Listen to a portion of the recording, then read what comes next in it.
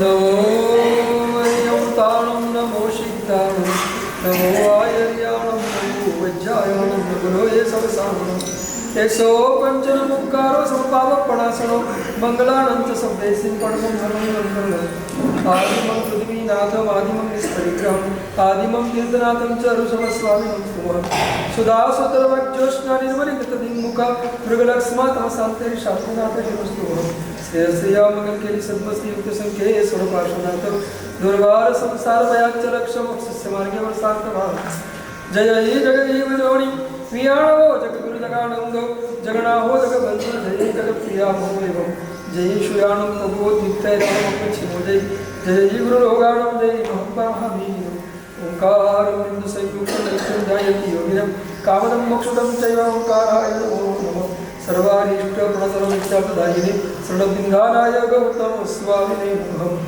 ज्ञान ज्ञान क्रियाधिकार कुशल प्रद्युम्न चेता गुरु अंतरोचन में प्रोद्भासितं यस्वे कार्य सुसेवित विद्युतम ओंकार सेवापर स्वयं सम्य मना सदा विजयते श्री सिद्धि सूरीश्वर स्वयं सम्य मना सदा विजयते श्री भद्र सूरीश्वर स्वयं सम्य मना सदा विजयते श्री ओंकार सूरीश्वर स्वयं सम्य विजयते श्री हरिश्वर सूरीश्वर सूर्य सूरीश्वर कंकणार विरंदम साकया नेत्रमृणितं मेन तस्मै श्री गुरवे नमो तीर्थाय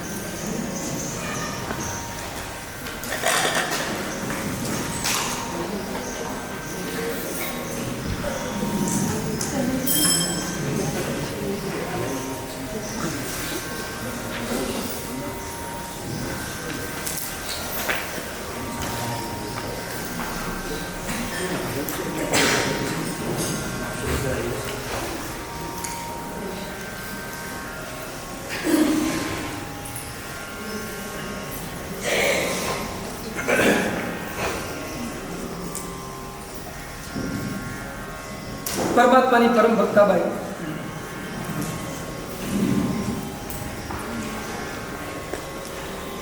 ચોકમાં દીવાના પ્રકાશમાં એક વસ્તુ શોધી રહી છે. અડધો કલાક સુધી મહેનત કરી પડે, વસ્તુ મળી નહીં. થોડાક છોકરાઓનું ટોળું પસાર થયું. છોકરાઓએ જોયું કે બેન કંઈક શોધી રહ્યા છે અને મળતું નથી. છોકરાએ પૂછ્યું કે બેન શું શોધો છો? તો કે મારી એક સોય ખોવાઈ ગઈ છે અને શોધું છું. છોકરાઓ કે સારું, અમે પણ મદદ કરીએ, શોધીએ. એને પણ રેતીમાં થોડી તપાસ કરી પણ ક્યાંય મળી નહીં. છોકરાઓ કે બેન મળતી નથી, તમારી સોય ખોવાઈ ક્યાં ગઈ છે એ તો કહો. તો ઘરમાં ખોવાઈ ગઈ. ત્યારે શોધો છો ચોકમાં? તો કે અહીંયા પ્રકાશ છે ને એટલે શોધું છું.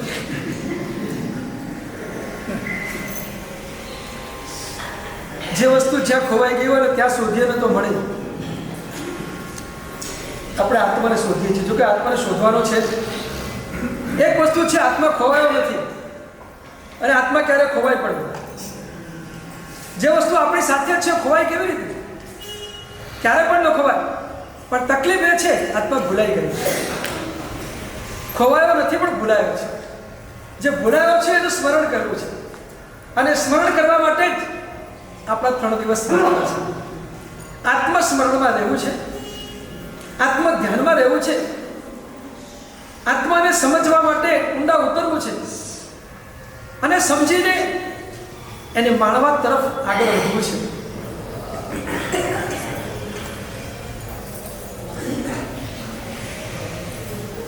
કસ્તુરિયા મૃગની જેમ કરોડો ભવ સુધી કદાચ કસ્તુરી શોધવાનો પ્રયત્ન કરે તો પણ એને બહાર ક્યાંય ન મળે. અને ભીતરમાં શોધે તો એક ક્ષણમાં મળી જાય એવું તત્વ આત્મતત્વ છે. ભીતરમાં શોધે તો એક ક્ષણમાં મળી જાય. માત્ર આપણી દ્રષ્ટિને આપણી અંદર આપણે ઉતારવાની છે.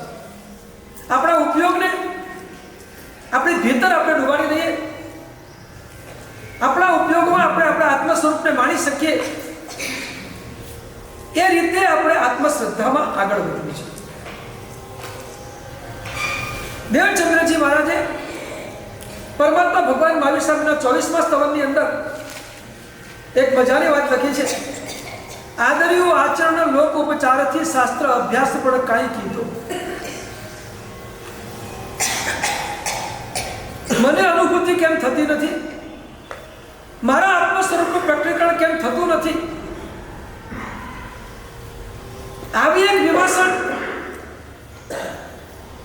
એમના હૈયામાં પ્રગટી હશે અને કદાચ એ તો પહોંચેલા હતા પણ બીજા કોઈના હૈયામાં કદાચ આવી વેદના જોઈ હશે અને જોયા પછી એમના અંતરમાંથી સ્ફુરેલા શબ્દો મને કેમ અનુભૂતિ થતી નથી? મને કેમ આત્માનો આનંદ અંદરથી સ્પર્શતો નથી? અનંત આનંદનો માલિક હું હોવા છતાં એ આનંદ અત્યારે ક્યાં છે? પ્રગટ સ્વરૂપે મને આનંદ કેમ અત્યારે મળતો નથી? એ આનંદ મારે મેળવવો છે પણ મારામાં શું ખૂટે છે? હું ક્યાં ઉણો ઉતર્યો? એની એક નોંધ દેવચંદ્રજી મહારાજે આ પંક્તિમાં કરી. આદર્યો આચરણ લોક ઉપચારથી શાસ્ત્ર અભ્યાસ પણ કાંઈ કીધો. પ્રભુ મેં ઘણું બધું આચરણ કર્યું, ઘણું બધું આચરણ કર્યું, ઘણા તપો કર્યા, ઘણી ચારિત્રની પાલના કરી, ઘણા સામાયિક કર્યા, ઘણા પ્રતિક્રમણ કર્યા, ઘણા સુકૃતના અનુષ્ઠાનો કરી લીધા. પ્રભુ હવે મને ખબર પડે છે કે આ બધું મેં કયા ભાવથી કર્યું. આદર્યો આચરણ લોક ઉપચારથી. પ્રભુ બધું કર્યું ખરું પણ એની પાછળનો મારો ઊંડે એવો એક આશય પડેલો હતો કે આ બધું કરવા દ્વારા હું લોકોમાં કેટલો સારો લાગ્યો છું, લોકોને ગમે છે, લોકોને ગમે છે એટલા માટે આ બધું થઈ ગયું. હું સારો લાગુ એટલા માટે થઈ ગયું. લોકો મને સારો કે એટલા માટે બધું મેં કરી લીધું. પ્રભુ લોક ઉપચારથી, લોકને સામે રાખીને, લોકને દૃષ્ટિમાં રાખીને અત્યાર સુધી મેં ઘણું બધું કરી લીધું છે. શાસ્ત્રકારો જેને લોક સંજ્ઞા કહે છે. આ લોક સંજ્ઞાને આધીન થઈને આપણે અત્યાર સુધીમાં ઘણા બધા આરાધના અને અનુષ્ઠાનો કર્યા.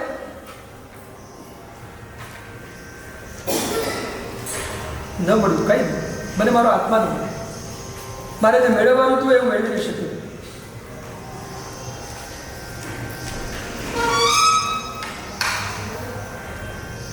શાસ્ત્ર અભ્યાસ પણ કાંઈ નહીં. ખૂબ ભણ્યો, ખૂબ ભણ્યો, ખૂબ ભણ્યો, ઘણા બધા ગ્રંથો ભણી લીધા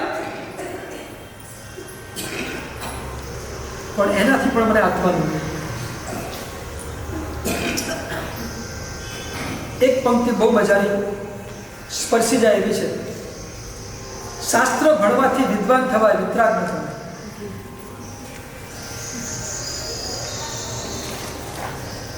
શાસ્ત્ર ભણીએ એટલે વિતરાગ થઈ જઈએ નહીં. વિદ્વાન થઈ શકશો, વિતરાગ નહીં થઈ શકાય. આપણું લક્ષ્ય છે વિતરાગતા. આપણું લક્ષ્ય છે આપણી વિતરાગ સ્વરૂપના પ્રકટીકરણનું. એ વિતરાગ સ્વરૂપ આપણું અંદરથી કેવી રીતે પ્રગટે? માત્ર ભણવાથી નથી.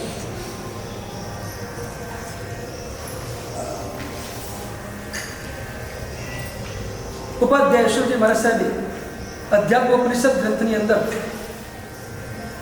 આ જ કન્સેપ્ટને આગળ કરીને એક વાત સરસ લખી છે. શાસ્ત્રો લક્ષક છે, દર્શક નથી. શાસ્ત્રો લક્ષક છે, દર્શક નથી. શાસ્ત્રો તમને લક્ષ્ય પકડાવી શકે કે આ લક્ષ્ય સાઇન બોર્ડનું કામ કરે, તમને આંગળી ચીંધીને બતાવે કે તારે અહીંયા પહોંચવાનું છે, અહીંયા પહોંચવાનું છે, અહીંયા પહોંચવાનું છે, પણ એ તને બતાવે નહીં. એ દર્શક નથી, લક્ષક છે. પાર્ટીઓ લક્ષક છે, દર્શક નથી. માઇલસ્ટોન લક્ષક છે, દર્શક નથી. માઇલસ્ટોન ગામના બતાવે ગામમાં જવાનો રસ્તો હતો.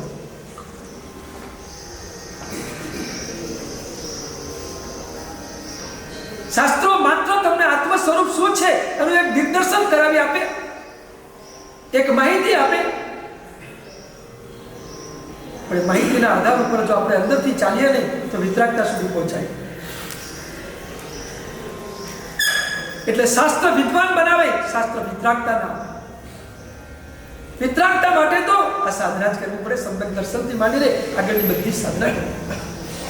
વિતરાગતાનો પાયો સમ્યક દર્શન છે. સમ્યક દર્શન વિના વિતરાગતા ક્યારે પણ પ્રગટી શકતી નથી. અને એટલે ગઈકાલથી આપણે સમ્યક દર્શનને જ પકડીને બરાબર ચાલીએ છીએ.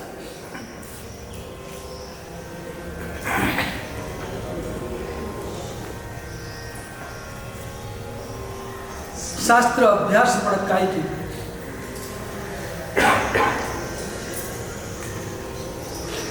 અભ્યાસ હોય પણ સાથે જો બરાબર સાધના ન હોય તો ક્યાંક ચૂકી પડજો.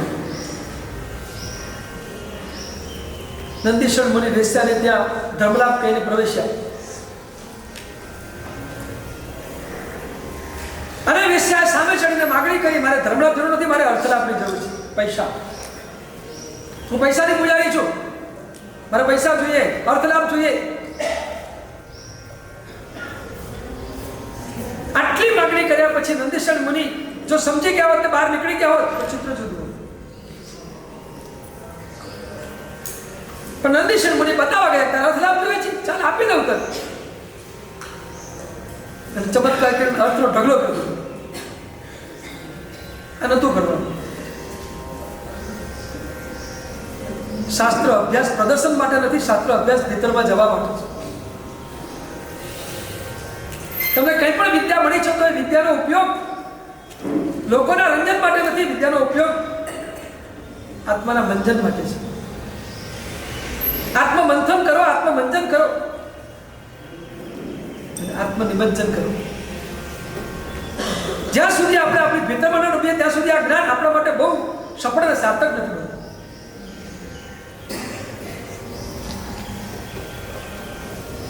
અંદર લઈ જાય એ સદગુરુ, અંદર લઈ જાય એ જ આપણા માટે સત્શાસ્ત્ર. એક નાનકડી પંક્તિ પણ જો આપણને અંદર લઈ જતી હોય તો એ પંક્તિ આપણા માટે શાસ્ત્ર છે.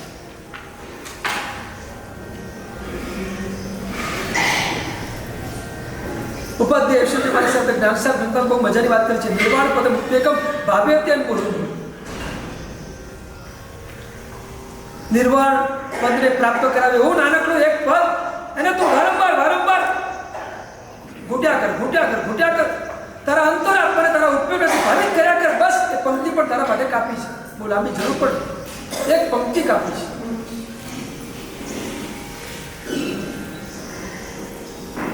આખી શરીરમાંથી એકાદ કડી તમને પકડાઈ જાય, બસ કામ થઈ ગયું. એક પંક્તિ પકડાઈ રહી છે. ચાહે ભક્તિ યોગની પંક્તિ પકડાય, ચાહે અધ્યાત્મ યોગની પંક્તિ પકડાઈ જાય, એક પંક્તિ પકડાઈ જાય, બસ એને લઈને ઊંડા ઉતરો, એને ઘૂંટ્યા કરો, બાકીનું બધું અંદરથી ખુલ્યા રહેશે. નિર્વાણ પદ મપ્યેકમ ભાવ્યતેન પુરુષો તદેવ જ્ઞાન નિકૃષ્ટમ નિર્બંધો નાસ્તિ ભૂયેસા. જે નિર્વાણ પદ સુધી આપણને પહોંચાડ્યું નાનકડું પદ પણ આપણા માટે બહુ કાફી છે. બહુ મોટા લાંબા શાસ્ત્રની જરૂર પડે. કેટલાક મહાપુરુષો જીવનમાં એવા થાય એક જ ગ્રંથની અમુક જ પંક્તિઓને ઘૂંટ્યા કરે, સમગ્ર જીવનમાં એને જ ઘૂંટ્યા કરે, એને જ આત્મસાત કરે. તમે કોઈ પણ એક પંક્તિને આત્મસાત કરશો તો મોટો ફાયદો એ છે કે તમે જ્યારે પણ આ સમાધિમાં આવશો, જ્યારે પણ કર્મના મૂળને કોઈ પણ પ્રકારની પ્રતિકૂળતા આવીને અસમાધિ થઈ, એ અસમાધિ વખતે ઘૂંટાયેલી એક પંક્તિ તમને સમાધિ આપવાનું કામ કરશે. એ વખતે તમારું બેલેન્સ આ પંક્તિથી જણાવી જશે. એ વખતે તમારો ઉદ્વેગ નીકળી જશે, તમારી આકુરતા વ્યાકુરતા નીકળી જશે. એ પંક્તિ તમને ભીતરથી આનંદ આપવાનું કામ કરશે. એ જ ક્ષમતા આપશે, એ જ સમાધિ આપશે. ઘૂંટેલી એક પંક્તિ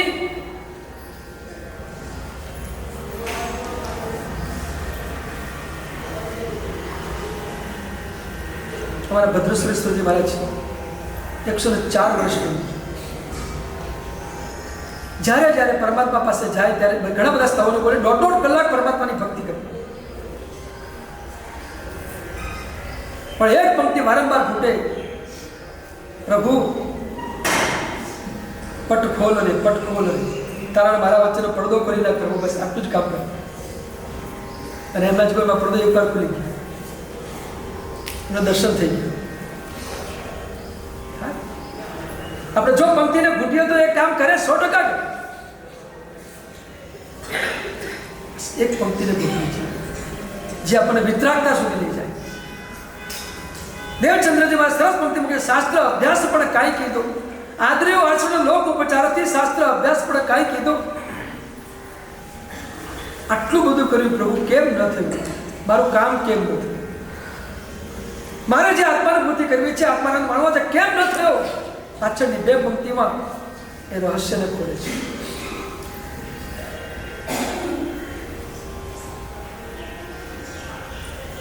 શુદ્ધ શ્રદ્ધાન વિણ શુદ્ધ શ્રદ્ધાન વળી આત્મ અવલંબન,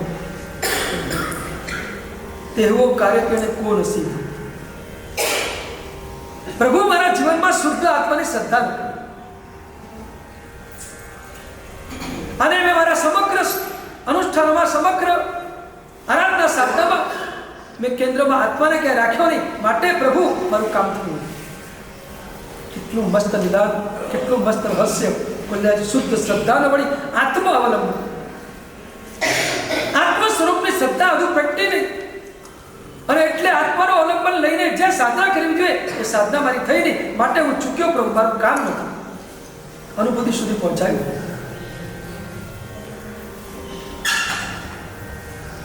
આત્મશ્રદ્ધા, હું કોણ છું, મારું સ્વરૂપ શું છે, એનું સતત ચિંતન કરતા, એને સતત પટાડવા કે હું આ જ છું, આ સિવાય બીજું કંઈ જ નથી.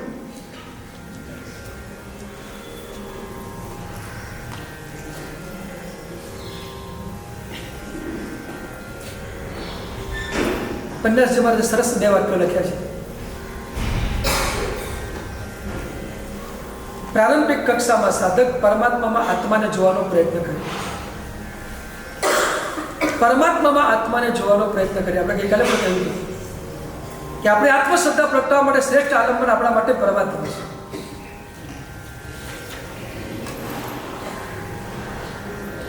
પરમાત્માને જોવો ત્યારે, પરમાત્માના સ્વરૂપને જોવો ત્યારે એમાં આત્માને જોજો. આ પરમાત્માનું સ્વરૂપ મારા આત્મા જેવું જ છે. પ્રારંભિક કક્ષામાં સાધક પરમાત્મામાં આત્માને જોવે, અને એ જોવાનો અભ્યાસ બરાબર જામી જાય પછી આત્મામાં પરમાત્માને જોવે.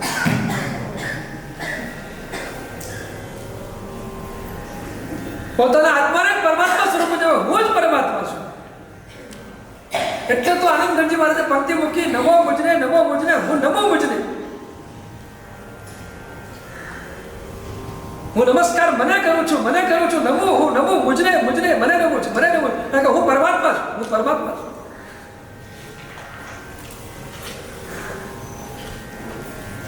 હું પરમાત્મા છું, આવી શ્રદ્ધા જાગે છે. હું પરમાત્મા છું, આવી શ્રદ્ધા જાગે છે. વિચાર જ ક્યાં આવ્યો છે? હું પોતે પરમાત્મા છું. એટલે મેં ગઈકાલે કહ્યું હતું કે આદિનાથ કે માયુ સ્વામી એ તો એક વર્તમાન પર્યાય સ્વરૂપે છે, કે ભૂતકાળના પર્યાય સ્વરૂપે છે. આપણે અનાદિકાળથી આદિનાથને મારી સ્વામી છે.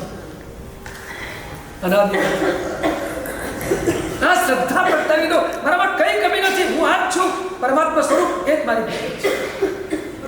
આપણા અને પરમાત્માના સ્વરૂપમાં અંશ માત્રમાં ફરક નથી.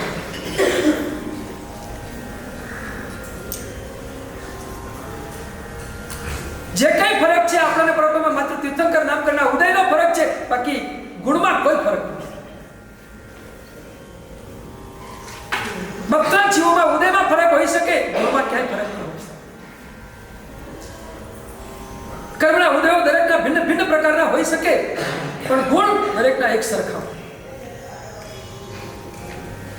ગુણનું પ્રકટીકરણ અલગ અલગ સમયે દરેકને અલગ અલગ રીતે થાય, પણ ગુણ અંદર પડ્યા હોય એક સરખા, કોઈ ફરક નહીં. એને ખીલવવા પડે, ખીલવવા પડે. હા, ગુણને પ્રગટ કરવા.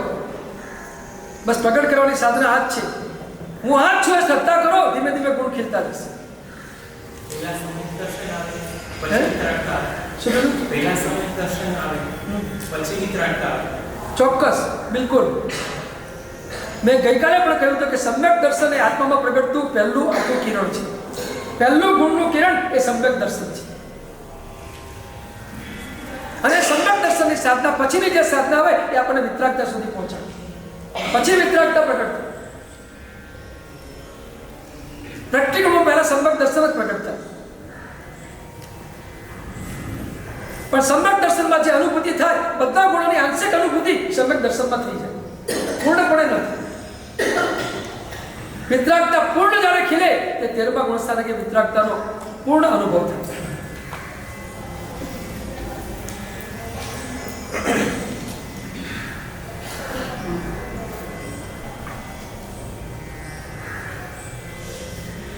પરમાત્મામાં આત્માને જુઓ, આ પહેલી પ્રારંભિક અવસ્થા છે. બીજી અવસ્થા છે આત્મામાં પરમાત્માને જુઓ. હું પોતે પરમાત્મા છું એ સ્વરૂપને બરાબર નિભાવ.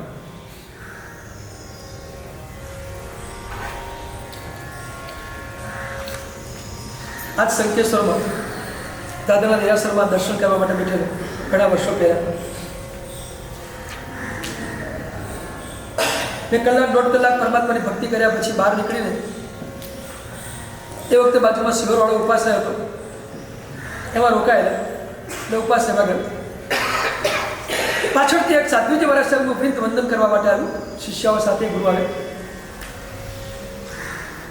હતા. એ ખડતર ગચના પણ ખબર નહીં, વંદન કરવા માટે આવે. વંદન કર્યા, બેઠા. થોડીક એમને ગોષ્ઠીની શરૂઆત કરી. દેવચંદ્રજી માતા સ્તવન ઉપર થોડી શરૂઆત કરી, મારો પ્રિય વિષય. એટલે મને પણ મજા આવી ગઈ. કારણ કે દેવચંદ્રજી માની વાત આવે એટલે મને મજા આવે. અને પછી દેવચંદ્ર માતા સ્તવન ઉપર મજાની ગોષ્ઠી થઈ. એક પ્રશ્ન ચર્ચા કે ભગવાન પાસે આપણે કલાક 1.5 કલાક બેસીએ તો પણ આપણને આનંદ આવે, ક્યાંય આપણે કંટાળો ન આવે અને એટલો બધો આનંદ આવે ભગવાન પાસે બેસવાનો, આટલી બધી મજા આવે એવું કે કોઈ ગુરુ ભગવાન પાસે જઈએ પણ ગુરુદેવ કંઈ બોલે નહીં તો 2-5 મિનિટ બેસીને પછી ઊભા થઈને બહાર નીકળી જાય એવું થાય ને. વંદન કરવા માટે આવો અને મારા કામમાં મસ્ત હોય વંદન કે 5 મિનિટ બેસો અને તમારી સાંભળ ન જોઈએ પછી તમે શું કરો? ઊભા તો ત્યાંથી વાંધો નહીં, બહાર નીકળ્યા પછી બીજું કંઈક બોલો પછી. મારા સાહેબ તો હારું જોતા હતા અને પાછું એમાં તમે તો બહુ હોશિયારો તો ઓર એક આરોપ કરી દો પાછું. એ તો શ્રીમંત હોય ને તો હારું જોઈએ, બાકી અમારે હારું તો હા પાછું પડી ઓર તો બરોબર છોકરો ચડાવી દો પાછું બધું.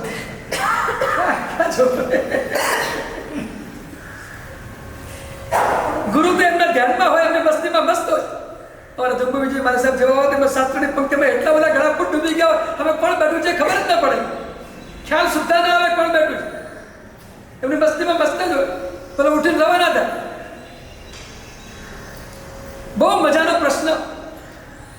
ભગવાન પાસે 1.5 કલાક બેસીએ એમ સ્પષ્ટ થયા ભગવાન આપણી સામે વાત કરતા નથી, આપણે અંદરથી વાત કરીએ જુદી વાત છે.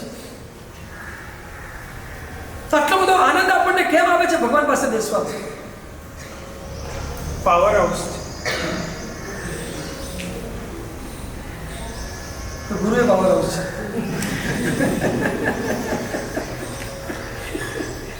અત્યારે તો ગુરુ પણ પાવર હાઉસ, બે પાવર હાઉસ.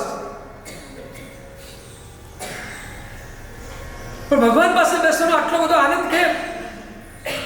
મજાનો પ્રશ્ન હતો. અને એ પ્રશ્નના ચર્ચાના એંગલમાં એક મજાનો નિષ્કર્ષ એ આવ્યો, ભગવાન પાસે બેસવાનો એટલા માટે છે કે ભગવાન સ્વસ્થ છે. ભગવાન સ્વસ્થ છે, ભગવાન સ્વમાં સ્થિર છે, ભગવાન પોતાનામાં સ્થિર છે. અને જે સ્વમાં સ્થિર છે એમની પાસે બેસવા હંમેશા આનંદ જ આવે, તો બીજું કે આવે તો કે એમની ભીતરમાંથી આનંદ પ્રગટી રહ્યો છે, એ આનંદને જ માણી રહ્યા છે. અને જે આનંદને માણે છે એની ભીતરમાંથી એની ઉર્જામાં આનંદથી પ્રગટાય છે. એ પરમાત્માની ઉર્જા આનંદથી ભરેલી છે. કોઈ પણ દાદા હોય સંકેશ્વર પાછળ તો આદિનાથ પરમાત્મા કલાકોના કલાકો બેસવાનું બંધ થાય, કારણ આનંદની ઉર્જા આપણા સુધી પહોંચી રહી છે. એટલે થોડાક ન્યુટ્રલ બનીએ, થોડાક આપણે સમભાવવાળા બનીએ, થોડાક આપણા વિચારને સંતુલિત કરી દઈએ, થોડાક વિચારને આપણે ઉર્ધ્વ ઉઠાવી લઈએ તો એ પરમાત્માની અનંત ઉર્જાનો આનંદની ઉર્જાનો અનુભવ આપણને થયા.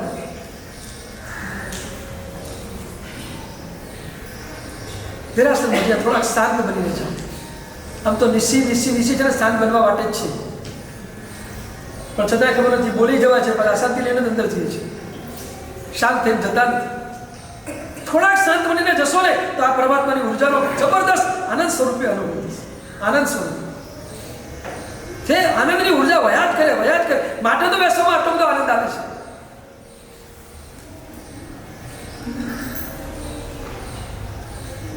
રોગી પાસે બેસવાનો આનંદ હોય, તંદુરસ્ત માણસ પાસે બેસવાનો આનંદ. તંદુરસ્ત પાસે બેસીએ તો તંદુરસ્તી મળે, રોગી પાસે બેસીએ તો નિરાશા. એટલે હવે સાચું કહું, તમારી પાસે વધારે બેસાક, ભગવાન પાસે વધારે બેસાક.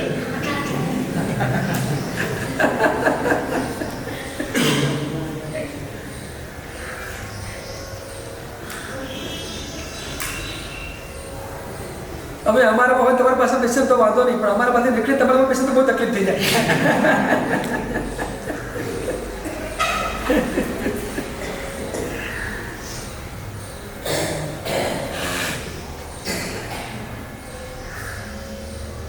એ સાધ્વીજી મારા સમતા ખત્તર કૃષ્ણ મણિ પ્રભાસીજી બહુ વિદ્વાન સાધ્વી છે. એમના પ્રવચનમાં 10,000 માણસની વેદની જાપતી હોય. એટલું અદભુત દેવચંદ્રજી વાળું ચિંતન એ પબ્લિકમાં ફેરસતા હોય. એમ એટલે કોઈ પણ જાતના ભેદભાવ વિગેરે સહજ રીતે વંદન કરવા આવી જાય તો ક્યાં ખતર ગચ ક્યાં આપણે દબાણ છે. તો મેં તમને ગઈકાલે કહ્યું હતું કે અધ્યાત્મ જગતમાં એક તિથિ બે તિથિ ગચ પછના કોઈ ભેદ છે. કચ્છના ભેદ બહુ રહીને નિહાળતા તત્વની વાત કરતા નાજે. આનંદગંજી મહારાજ સરસ આમ દંડોત પાડે, સીધો દંડોત મૂકે. તત્વની વાત કરો ત્યારે આપણા ભેદ ક્યાંય આવતા નથી વચમાં. ભેદ તો આપણે ઉભા કરે.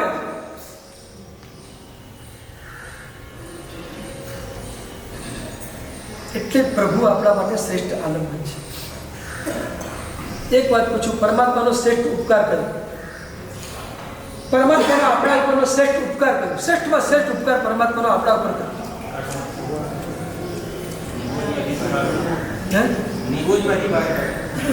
એ સીધો ભગવતે કાઢ્યો.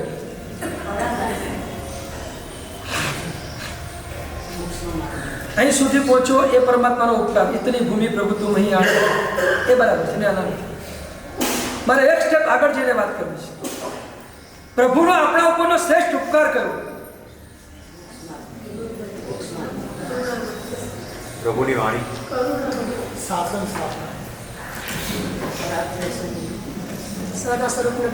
બધી વ્યવહાર ધર્મની વાત કરજો, નિશ્ચય ધર્મમાં જાઓ થોડો. પ્રભુ એમના સ્વરૂપથી આપણને આપણા સ્વરૂપનું દાન કરાવે એ પરમાત્માનો શ્રેષ્ઠ ઉપકાર છે. એમના પ્રગટેલા શુદ્ધ સ્વરૂપથી પરમાત્મા આપણને તું પણ આ શુદ્ધ સ્વરૂપી આત્મા છે એ આપણને ભાન કરાવે, એ આપણને દિગ્દર્શન કરાવે, એ આપણને સમજાવે. બસ આ પરમાત્માનો શ્રેષ્ઠ ઉપકાર છે. પરમાત્માની ભક્તિ કરીને પુણ્ય મળે એ ઉપકાર નાની. પરમાત્માની કૃપાથી બધું મળી જાય એ પણ પરમાત્માનો ઉપકાર, એની પણ નાની. પણ પરમાત્માનો શ્રેષ્ઠ ઉપકાર એ જ છે કે પ્રભુ પોતાના સ્વરૂપથી આપણા સ્વરૂપની ઓળખાણ કરાવે. એટલે દેવચંદ્રમાં ગાયું છે, ભાષ્યો આત્મ સ્વરૂપ અનાદિનો વિસર્યો દીઠો સુવિધિ જીવન સમાધિ રસે. દેવચંદ્ર માની પંક્તિ તો એટલી અદભુત છે. એ પંક્તિને તમે ખરેખર મમડાવો ને તો 100% પ્રભુના સ્વરૂપને અને છેલ્લે આત્મ સ્વરૂપને કહે છે.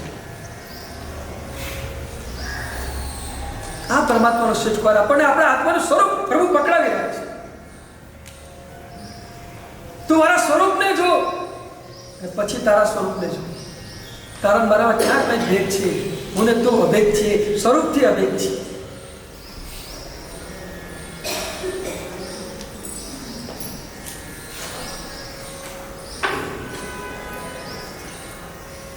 અર્યંત વગેરે પદોમાં આત્માને જોવો એ ભેદોપાસના છે. અર્યંત વગેરે પદોમાં આત્માને જોવો એ ભેદોપાસના છે. આત્મામાં અર્યંતાદી પદોને જોવા એ અભેદ ઉપાસના છે.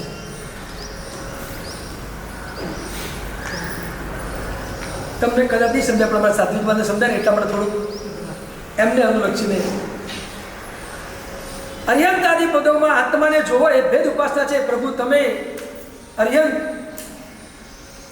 મારું પણ આત્મ સ્વરૂપ તમારા જેવું જ છે. આ ભેદ ઉપાસના છે. કારણ કે એમાં બે તત્વ છે, અર્યંત અને આત્મા. અર્યંત અને આત્મા બે છે, માટે ભેદ છે.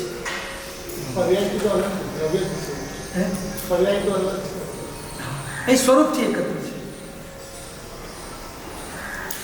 આત્મતત્વ તો બધા ભિન્ન જ છે, પણ સ્વરૂપથી એકત્ર. પણ અર્યંત, પ્રભુ તમે અર્યંત છો અને તમારું જેવું સ્વરૂપ છે એવું મારું સ્વરૂપ છે. એટલે અહીંયા અર્યંત અને આત્મા બેને સામસામે રાખીને ટેલી કરીએ છીએ, એટલે ભેદોપાસના છે. પણ આત્મામાં દૃષ્ટિ કરીને કહીએ કે તું જ અર્યંત છે, ભેદ ઉપાસના છે. તું જ અર્યંત છે, તો જ સિદ્ધ છે, તો જ આચાર્ય છે, તો જ ઉપાધ્યાય છે, તો જ સાધુ છે.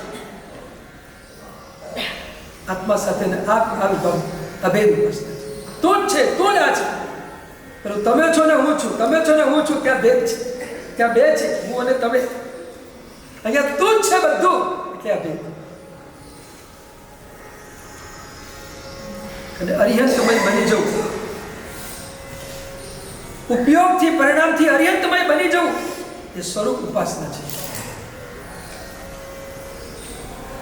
ત્રણ ઉપાસના. અરિહંતાદિ પદોમાં આત્માને જોવો તે ભેદોપાસના. આત્મામાં અરિહંતાદિ પદોને એ સ્વરૂપે નિહાળવા, આવો જ છે સ્વરૂપે, એક સ્વરૂપે નિહાળવા, અભેદ ઉપાસના. અને ઉપયોગને અરિહંતમય બનાવી દેવો, એ સ્વરૂપ ઉપાસના છે.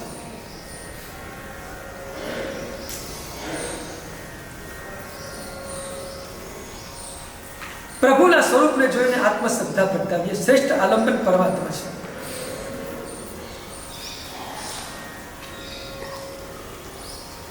ઉપયોગને બનાવી દેવો એ કઈ ઉપાસના? ત્રીજી અરિહંતમય સ્વરૂપ ઉપાસના. આપણા પોતાના સ્વરૂપની ઉપાસના છે.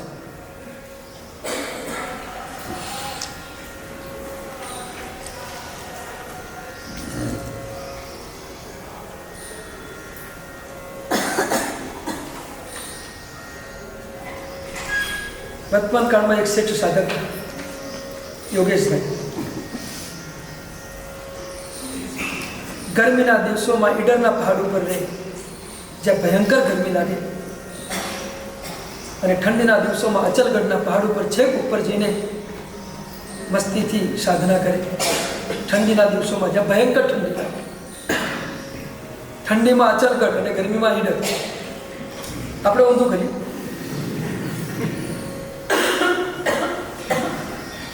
ગરમીમાં જ્યાં ઠંડી લાગતી હોય ત્યાં જઈએ, ઠંડકમાં જ્યાં ગરમી લાગતી હોય ત્યાં પહોંચીએ. આપણે અનુકૂળતાના અર્થી છીએ, અનુકૂળતા જ જોઈએ છીએ. શેર પણ પ્રતિકૂળતા આપણને આમ વિફળ કરી નાખે, આખું વ્યાકુળ કરી નાખે. બસ આ તો આપણી સાધનાની ખામી છે. સાધના ઉચકાય પછી ક્યાંય કોઈ ઋતુની પ્રતિબદ્ધતા રહી, જે પોતે બધું બરાબર છે, ચાલ્યા કરે.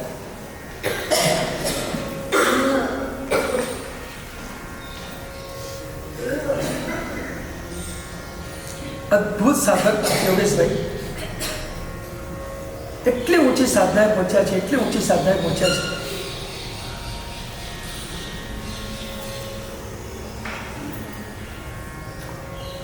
રાગત દ્વેષના વિકલ્પોને અંદરથી કેવી રીતે ખંખેરી નાખવા, એ વિકલ્પોમાં ભળવું ને વિકલ્પો ન ઉઠે એવી સ્થિતિમાં કેવી રીતે પહોંચવું, એની મસ્ત મજાની સાધના એ અત્યારે પણ કરી રહ્યા છે.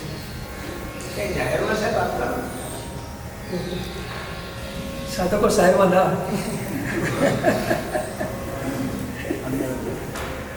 એમની સાધના પ્રચ્છન્ન ચાલતી હોય, ગુપ્ત રીતે ચાલતી હોય, એમને આવવાની ઈચ્છા પણ ન હોય.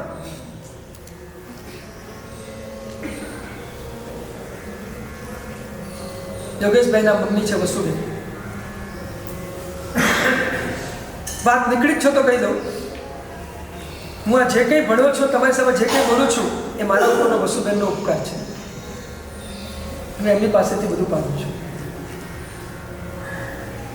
મારી આખી નિશ્ચય દ્રષ્ટિ વસુબેને ખોલી છે.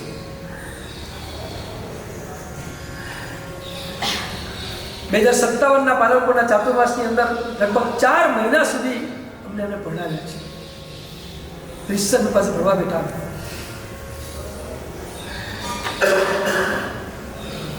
હું યાદના રીતે ભણવા મળશે, ભલે બેંક પાસે ન બેસાય પણ કોઈ અપવાદ માર્ગ પણ ક્યાંક હોય.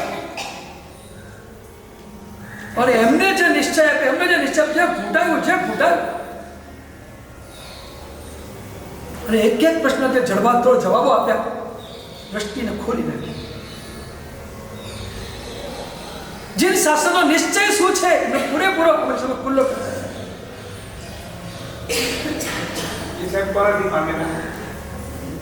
એ પણ એક પંડિતજી પાસે દરેકને પણ પોતાના ગુરુ હોય છે. સાહેબ કેવું તેમ નગુરા કોઈ ન, બધા સગુરા છે. અને એટલે તો ગુરુ જોઈએ. આ બધું પામવા માટે ગુરુ જ જોઈએ.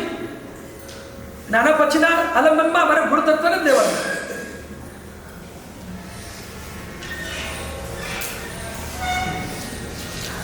અને એ વસુબેનના દીકરા યોગેશભાઈ શું અદભુત સાધન. બાજુના વિહારનો હતો. મને પણ ઈચ્છા છે કે યોગેશભાઈને મળીએ. આટલે આવ્યો છું તો આવા સાધકને મળવું એ આપણા માટે આત્મકલ્યાણ કરશે. મેં વસુબેનને સમાચાર કહેવડાવ્યા કે હું ઈડર જાઉં છું, તમે યોગેશને કહેજો મને જરા સમય આપે, કારણ કે સાધનામાં મસ્ત હોય, કદાચ ધ્યાન આપે તો શું કરું. એમને દીકરાને સમાચાર આપ્યા કે સાહેબ પધારે છે, તો 15 દિવસની મૌન સાધનામાં બેસવાનો છે. આજે નહીં બેસતો, કાલથી શરૂ કર. ભલે તું આજે બેસવાનું છે પણ આજે રહેવા દેજે, કાલથી શરૂ કર. આજે સમય સાહેબને આપી આવે છે. મને સમજ આવે, તમે જાઓ, સમય આપશે. હું પહોંચ્યો ઈડરમાં, ઘંટિયાળી પાડું. એ સાધના કરે, ઘંટિયાળી પાડું. એ આવ્યા, અમે એક જગ્યાએ બેઠા, લગભગ 2.5 કલાક ગોષ્ઠી કરી. 2.5 કલાક અનુભૂતિ કઈ રીતે થાય, વિકલ્પોને કઈ રીતે તોડાય, અંદર કઈ રીતે ઉતરાય, એની ઘણી બધી વાતો એમની સાથે. છેલ્લે મેં એમને પૂછ્યું, બધું યોગેશભાઈ તમારી શરૂઆત ક્યાંથી થઈ? પ્રશ્ન તો જાગે, મને શરૂઆત ક્યાંથી કરી, આટલા સુધી પહોંચ્યો પણ શરૂઆત બિગિનિંગ ક્યાં? સરસ વાત કરી, અદભુત. મન કેવું પરમાત્માને જોઈને પામે. આપણે જે વાત કરી રહ્યા છીએ તો શ્રદ્ધાની વાત છે. પ્રભુને જોઈને પામે. બધું કઈ રીતે? મને કે તમને આશ્ચર્ય થશે બોલીશ એટલે. મેં કીધું કહો તો ખરા. મને કે એક વાર ભગવાનની સામે બેઠો, તને ઈચ્છા થઈ ગઈ કે આજે ભગવાનને જેટલી અપાય એટલી ગાળો આપી દો. મને જેટલી આવડતી હતી એટલે બધી ગાળો મેં ભગવાનને આપી દીધી. તમે તો આવા છો, બોલે જ રાખી. પછી 15 મિનિટ ભગવાન સામે જોયા કર્યું કે આની અસર શું થાય છે. કઈ થઈ નહીં. પછી અડધો કલાક સુધી પરમાત્માની ભરપેટ ગુણોની પ્રશંસા કરી. તમે કેટલા બધા અદભુત છો, કેટલા અલૌકિક છો, કેટલા લોકોત્તમ છો. બસ પરમાત્માની ખૂબ ખૂબ ગુણોની પ્રશંસાને અનુમોદના કરી. પછી જોયું કઈ અસર થાય છે. પછી 15 મિનિટમાં પણ કોઈ અસર ન દેખાડી. પછી મને લાગ્યું કે આ પ્રભુ મને એમ કહે છે કે તું મારા જેવું થઈ જાય. તને કોઈ ઘાત, તને કોઈ અસર ન થાય, તારી કોઈ પસંદ ના કરે તો પણ તને કોઈ અસર ન થાય, તું અસર વિનાનો બની જાય. શું અદભુત! એક ભગવાન પાસેથી શું સંદેશ અમને મળ્યો છે. આ એક ભગવાન આપણને મળ્યા છે. એ જ ભગવાનની ભક્તિ આપણે રોજ કરીએ છીએ, પણ આપણે આ સ્વરૂપ સુધી પહોંચી શકતા નથી. પરમાત્માનો જે ઉદાસીન ભાવ છે, કોઈ કંઈ બોલે તો દ્વેષ નથી, ને કોઈ કંઈ સારું બોલે તો રાગ નથી, ન રાગ ન દ્વેષ. આવી જે પરમાત્માની ઉદાસીન ભાવની પરિણતિ છે, એ પરમાત્મા આપણને સંદેશ આપ્યો છે કે તું આ ઉદાસીન ભાવમાં આવી જા. આ તારો ભાવ છે, બાકીના બધા તારા ભાવ નથી. તું રાગમાં જાય પણ તારો ભાવ નથી, તું દ્વેષમાં જાય પણ તારો ભાવ નથી, તું અહમમાં જાય એ પણ તારો ભાવ નથી. તારો ભાવ તો માત્ર ઉદાસીન ભાવ છે. જે સિદ્ધ અવસ્થામાં પણ સાથે રહે છે, ઉદાસીન ભાવ છે. અને સિદ્ધ અવસ્થામાં જે રહે એ જ આપણું, બાકીનું કશું આપણું.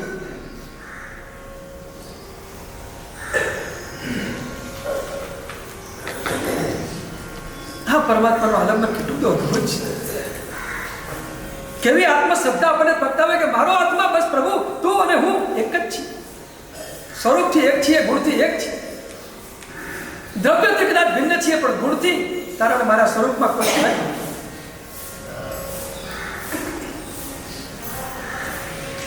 આવી રીતે પરમાત્માનું દર્શન કરવાની શરૂઆત કરી. ચરણ કમળથી નાભી કમળની વાત તો આજે નહીં કરી શકું કારણ કે સમય ઓછો પડશે. સમય હશો તો કાલે લઈશ, ને તો પછી આવતી બીજી કોઈ શિબિરમાં આપણે ચર્ચા કરીશું. બપોરે અડધો કલાક વધારે ખેંચી જાય.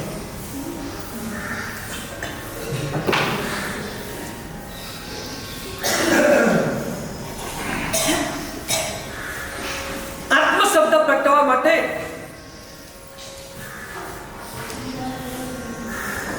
પરમાત્માનું આલંબન, શ્રેષ્ઠ ઉપકાર પરમાત્માનો આપણા સ્વરૂપની આપણને ઓળખાણ કરાવે શ્રેષ્ઠ ઉપકાર પરમાત્મા. એટલે તો કલાકો બેસીએ સ્વરૂપમાં ડૂબીએ ત્યારે ઓર મજા આવે. એનો જે આનંદ છે એ આનંદ ઘણા લાંબા સમય સુધી અંદરથી જશે. સ્વરૂપનો આનંદ છે, સ્વરૂપના દર્શનનો આનંદ છે.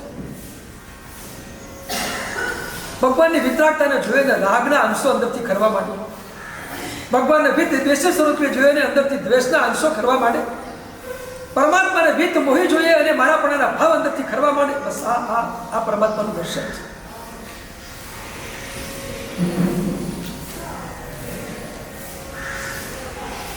આત્મશ્રદ્ધા પ્રગટાવવા માટેનું પહેલું ચરણ પ્રભુ અને બીજી વાત સદગુરુ.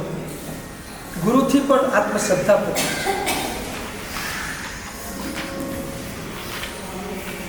હરિભદ્ર પંડિત જો પામ્યા હોય તો ગુરુ તત્વથી પામ્યા છે. સદગુરુ સરસ મજાની એક પંક્તિ છે, ઘર में घर दिखलाई दे वो हमारे सदगुरु. घर में घर दिखलाई दे वो हमारे सदगुरु. શરીરના ઘરમાં આત્મઘરને જે બતાડી દે એવું નામ સદગુરુ. શરીરના ઘરમાં આત્મઘરને બતાડે, ઘર में घर दिखलाई दे वो हमारे सदगुरु. આ સદગુરુ છે જે આપણને આપણા આત્મ સ્વરૂપને દેખાડે છે. જો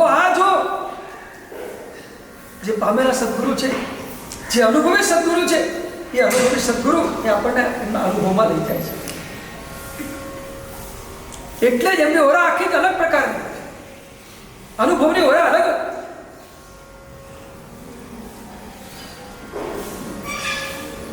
હરિભદ્ર પંડિત એક ગાથા સાંભળી, અર્થ નતો આવડતો. ગાથા જ્યાંથી નીકળી હતી, જ્યાંથી એ શબ્દ આવ્યા હતા, એ ઉપાસના સુધી પોતે પહોંચ્યા. સાધ્વીજી મારે ગાથાનો અર્થ મારે સમજવો છે. બહુ શોર્ટમાં વાત કરું છું, સાહેબના આવવાનો સમય થઈ ગયો છે. અને સાધ્વીજી મારે બહુ સુખના હતા, સમજી ગયા કે આ અહીંયાનો પ્રકાંડ પંડિત આવ્યો છે, હવે એને ઘાટ આપવાનું છે.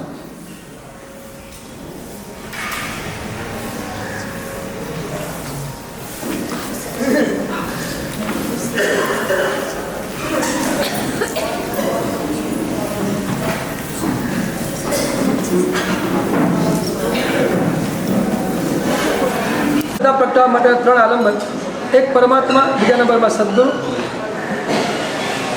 હરિભદ્ર પંડિત હરિભદ્ર સુરી બન્યા માત્ર ઉપકાર સદગુરુનો છે. સાધ્વીજી મારા સાહેબે આચાર્ય ભગવાન પાસે મોકલેલા. આચાર્ય ભગવંતે પણ એક જ વાત કરી, અર્થ સમજો તો દીક્ષા લેવી પડે. તમે કલ્પના કરી જુઓ, આ હરિભદ્ર પંડિત જૈન ધર્મનો કટ્ટર દ્વેષી માણસ, અને આચાર્ય ભગવત એમ કે તારે દીક્ષા લેવી પડે, 1 મિનિટના વિલંબ વિના આપી દો. નથી કાંઈ ઘરે ગયો, નથી ઘરે સમાચાર કેવડા કે હું હવે જાઉં છું.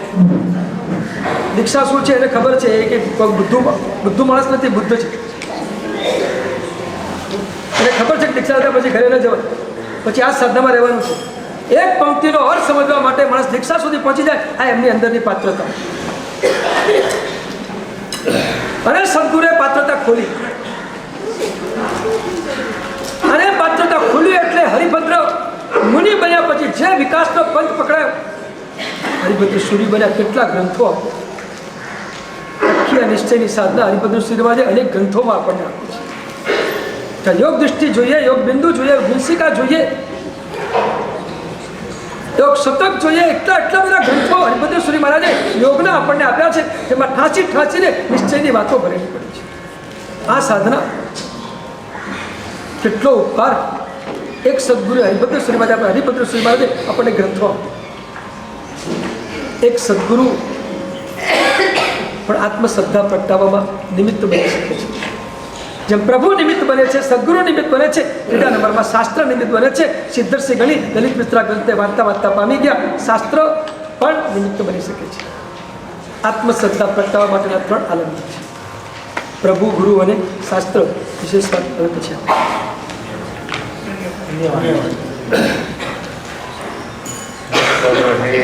ધર્ણેન્દ્રે ચ સોચિतं કર્મ કુર્વતે પ્રભુસ્તુલ્ય મનોવૃત્તે પાર્શ્વનાથ શ્રીસ્તુ કૃતાપરાધેપી જને કૃપામંતરતારયો ઈષદ્બાષ્પાર્દ્રયોર્ભદ્રમ શ્રીવીરજિનનેત્રયો યસ્યાવિધાनं મુનયોऽપि સર્વે ગૃह्णन्ति भिक्षा ભ્રમણસ્ય કાલે મિષ્ટાન્નપાનાંબર પૂર્ણકામા સ ગૌતમો યચ્છતુ વાંછિતમ જ્ઞાન ધ્યાન ક્રિયાદિ કુશલ પ્રદ્યુમ્ન જેતા ગુરુ આંતરલોચન મેકમસ્તિ સુતરામ હૃદ્ભાસિતમ યસ્ય વૈ ઓંકારેણ સુસેવિતોऽપि સતતમ ઓંકાર સેવા પર સોયં સૌમ્યમનઃ સદા વિજયતે શ્રી સિદ્ધેશ્વરેશ્વર સોયં સૌમ્યમનઃ સદા વિજયતે શ્રીભદ્રસુરેશ્વર સોયં સૌમ્યમનઃ સદા વિજયતે ઓંકાર સુરેશ્વર સોયં સૌમ્યમનઃ સદા વિજયતે અરવિંદ સુરેશ્વર. મનોવૈજ્ઞાનિકો આજના યુગને સ્ટ્રેસ એજ કહે છે, તણાવનો યુગ. હું આ યુગને પ્રેયર એજ, સરેન્ડર એજ કહું છું. પ્રાર્થનાનો યુગ, સમર્પણનો યુગ. એક પણ કાર્ય એવું નથી કે પ્રભુની પ્રાર્થનાથી એ અશક્ય હોઈ શકે. એક સૂત્ર છે, સરેન્ડરની સામે કે તમારું સમર્પણ પ્રભુનું સુરક્ષા ચક્ર. એવું સુરક્ષા ચક્ર પ્રભુ આપે છે કે 1 સેકન્ડ માટે તમે વિભાવમાં ન જઈ શકો. સરેન્ડરની સામે કે આચાર્ય રત્ન સુંદર સુરીજી ઉત્તર ગુજરાતમાં વિહાર કરી રહ્યા હતા. એક સવાર વિહાર યાત્રા ચાલી રહી છે. પાછળથી એક ઊંટ ગાડી આવી રહી છે. ઊંટ ગાડી વાળો માણસ બહુ જ ભાવક હતો. એણે જોયું સંતો જઈ રહ્યા છે. ઊંટ ગાડી એણે થોભાવી આગળ આવ્યો. આચાર્ય શ્રીના ચરણોમાં પડ્યો. પછી એણે પૂછ્યું કે મારા સાહેબ મજામાં છો ને? શાતા શબ્દ એને નહોતો આવડતો. રત્ન સુંદર સુરીજીએ એ જ લયમાં કહ્યું, અરે બહુ મજા, બહુ મજા, બહુ મજા. એ ઊંટગાડી વાળો ત્યારે કહે છે કે મારા સાહેબ તમે મજામાં હો જ. તમે આખું જીવન પ્રભુને સમર્પિત કરી દીધું. હવે પ્રભુ તમારી પળ પળની ખબર રાખે છે. એ ઊંટગાડી વાળાને ખબર નહોતી કે એ સરેન્ડરની સામે કેરના સૂત્રની વાત કરી રહ્યો છે. નાનકડું સમર્પણ આપણું. ઘણીવાર મને લોકો પૂછે કે સાહેબ બધું સમર્પિત કરી દેવાનું પ્રભુને?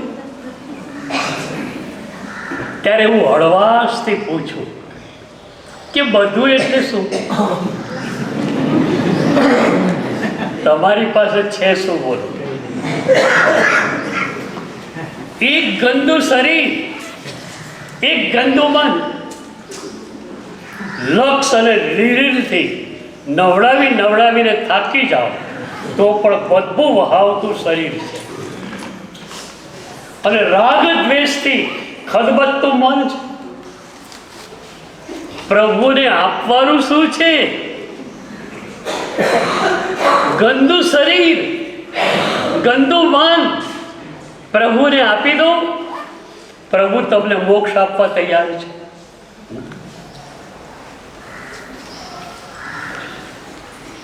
એક હું શરીર પર અને મન પર એવું લાગી ગયું છે, મારું શરીર મારું મન. હું ઘણીવાર હસતા હસતા પૂછું કે મન તમારું, તમે મનના?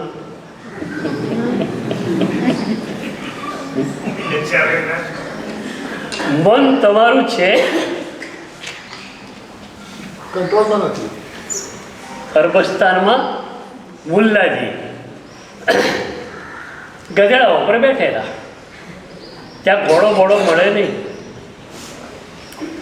ગધેડા ઉપર બેઠેલા અને એક ક્લોઝ ફ્રેન્ડ સામેથી આવી રહ્યો છે. એણે પૂછ્યું, મુલ્લાજી ક્યાં ઉપડ્યા? તો મુલ્લાજી કે ગધેડાને પૂછ.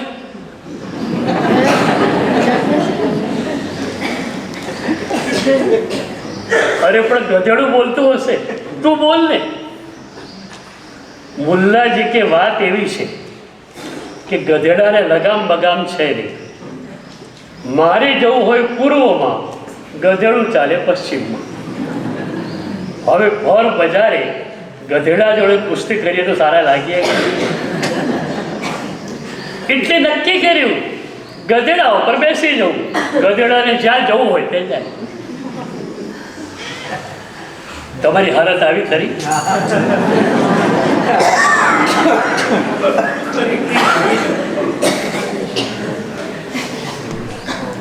શરીર પ્રભુને સોંપ્યું. તમે પણ અનુષ્ઠાનો કરો ત્યારે શરીર પ્રભુને સોંપો. મન કોને સોંપો? પૂજા કરવા ગયા, શરીર દેરાસરમાં છે, મન દેરાસરમાં ખરું?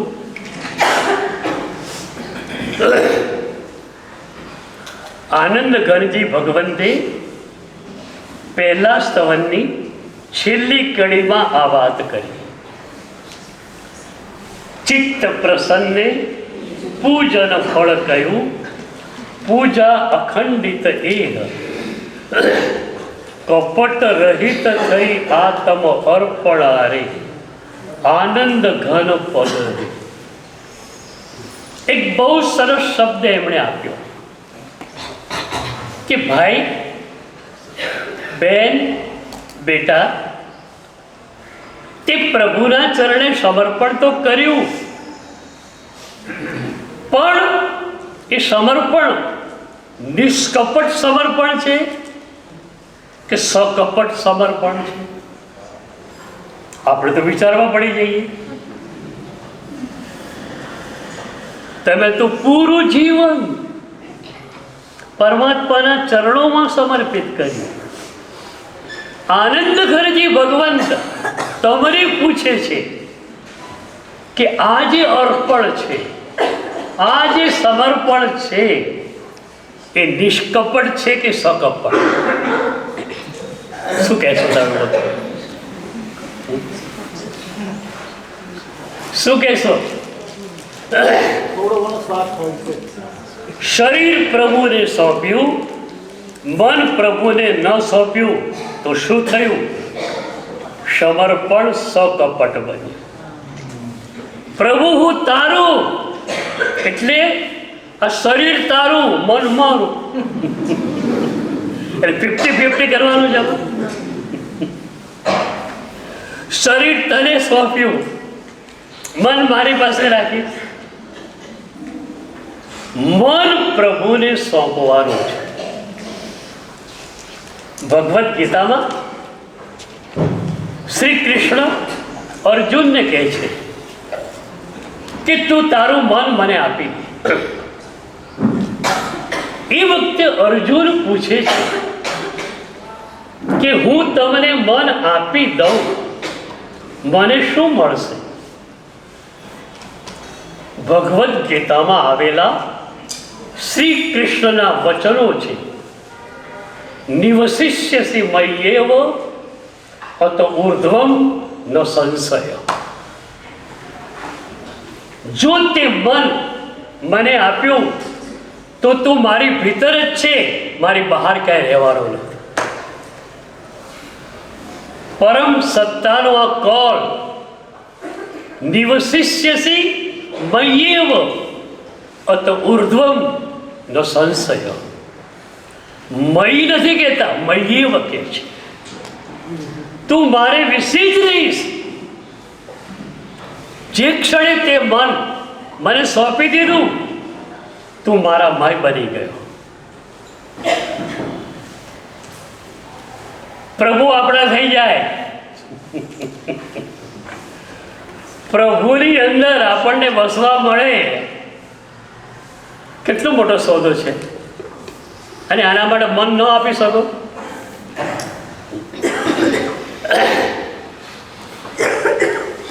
સરેન્ડરની સામે કે ઘણીવાર તમને થાય કે બધું પ્રભુને સોંપ્યું અને છતાં વિભાવો કેમ મારી ભીતર આવે છે? વિતરાગ સ્તોત્રમાં 2 સ્ટેટમેન્ટ સામે છે. પહેલું સ્ટેટમેન્ટ આવ્યું, ભવત પ્રસાદે નૈવાહ નિયતિમ પ્રાપિતો ભુવ. પ્રભુ તારી કૃપાથી જ હું અહીં સુધી આવ્યો છું. બીજું સ્ટેટમેન્ટ આમ બિલકુલ વિરોધી લાગે એવું છે. રત્નત્રયમ મે હિયતે. પ્રભુ હું તારા ચરણોમાં આવ્યો, તારી ચાદર મેં પહેરી, તારું શ્રામણ્ય મારી પાસે આવ્યું, અને છતાં રાગ અને દ્વેષ અને અહંકાર મારો પીછો છોડતા નથી. રત્નત્રયમ મે હિયતે. મારી રત્નત્રયનું દોડે દિવસે એ બધા અપહરણ કરી રહ્યા છે, તું શું કરે છે? હેમચંદ્રાચાર્ય પૂછે છે કે પ્રભુ, જે તારો હાથ નરક અને નિગોદમાંથી મને ઉંચકીને અહીં સુધી લઈ આવ્યો, એ તારો હાથ આજે અદૃશ્ય કેમ થઈ ગયા? પૂરા વિતરાગ સ્તોત્રમાં શબ્દની અંદર આનો જવાબ નથી, અશબ્દમાં જવાબ છે. અમારા જેવા પાસે તમારે કેમ આવવું પડે? શબ્દો તો તમે ખોલશો, પણ between the lines, between the words જે છે એને ખોલવાની તાકાત તમારી પાસે નથી. હરિભદ્ર સૂરી મહારાજને યોગ શતકમાં કે યોગ દૃષ્ટિ સમુચ્ચયમાં જે કહેવું છે એ કહી શક્યા નથી. કારણ શબ્દોની એ તાકાત નહોતી કે શબ્દોની અંદર એક પરમ અર્થનું અવતરણ થઈ શકે. તો શું કર્યું? એક શબ્દ અને બીજો શબ્દ વચ્ચે અશબ્દ છે, એક પંક્તિ અને બીજી પંક્તિ વચ્ચે અશબ્દ છે. એ અશબ્દને અમે લોકો ખોલી આપીએ. હું ઘણીવાર કહેતો હોઉં છું, 5 વાર 7 વાર યોગ દૃષ્ટિ સમુચ્ચય વાંચીને આવો, પછી હું બેસું તમારી જોડે. કારણ મારે અનનોન ગ્રુવ્સ ખોલવા છે. જો પહેલી વખત હું વંચાવીશ તમે શબ્દમાં ને અર્થમાં જ રહી જશો. 5-7 વાર તમે એને ઘૂંટેલું છે, પછી આપણે બેસીએ, અશબ્દ ક્યાં ક્યાં છે તમને ખ્યાલ આવે. તો પૂરા વિતરાગ સ્તોત્રમાં આનો જવાબ નથી. 2 સ્ટેટમેન્ટ સામસામે વિરોધી. પહેલા સ્ટેટમેન્ટમાં કહ્યું, પ્રભુ તારી કૃપાથી જ હું અહીં સુધી આવ્યો છું. અને બીજા સ્ટેટમેન્ટમાં કહે છે કે પ્રભુ તારું શ્રાવણને મેં લીધું, તારી ચાદર મેં ઓઢી, અને છતાં ધોળે દિવસે રાગ અને દ્વેષ મારી રત્નત્રયનું અપહરણ કરે છે. તો પ્રભુ તારો એ હાથ ક્યાં ગયો? ઉત્તર અશબ્દમાં છે. નરકને નિગોદવા આપણે અસહાય હતા. પ્રભુનું બળ, પ્રભુની શક્તિ આપણને ક્યારે મળે છે? આપણે અસહાય હોઈએ ત્યારે. જે ક્ષણે તમે માન્યું કે હું સાધના કરું છું, એ ક્ષણે પ્રભુનો એ વરદાયી હાથ દૂર થતો લાગશે. એક માં હોય, નાના દીકરાને લઈને પાલીતાણા ગઈ છે. દીકરો 5-6 વર્ષનો છે. એ કહે છે, માં મારે ચડવું છે.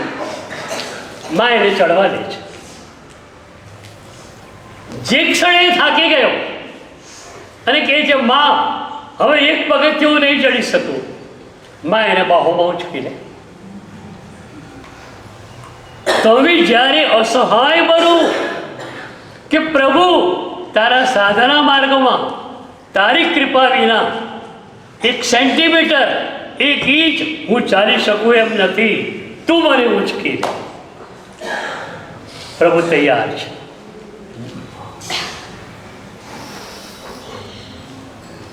ઉચકી દે આપણને. કબીરજીએ કહ્યું, નિરાધાર ભય પાર. જે લોકોએ પોતાની જાત પર આધાર ન રાખ્યો એ બધા તરી ગયા. જે ક્ષણે તમે અસહાય બન્યા, પ્રભુનું સુરક્ષા ચક્ર તમારી જોડે છે. પ્રભુ મારાથી કશું થઈ શકે એમ નથી, પ્રભુ તૈયાર છે. પણ તમે કહો છો મારે ચાલવું છે, પ્રભુ કહે છે ચાલ.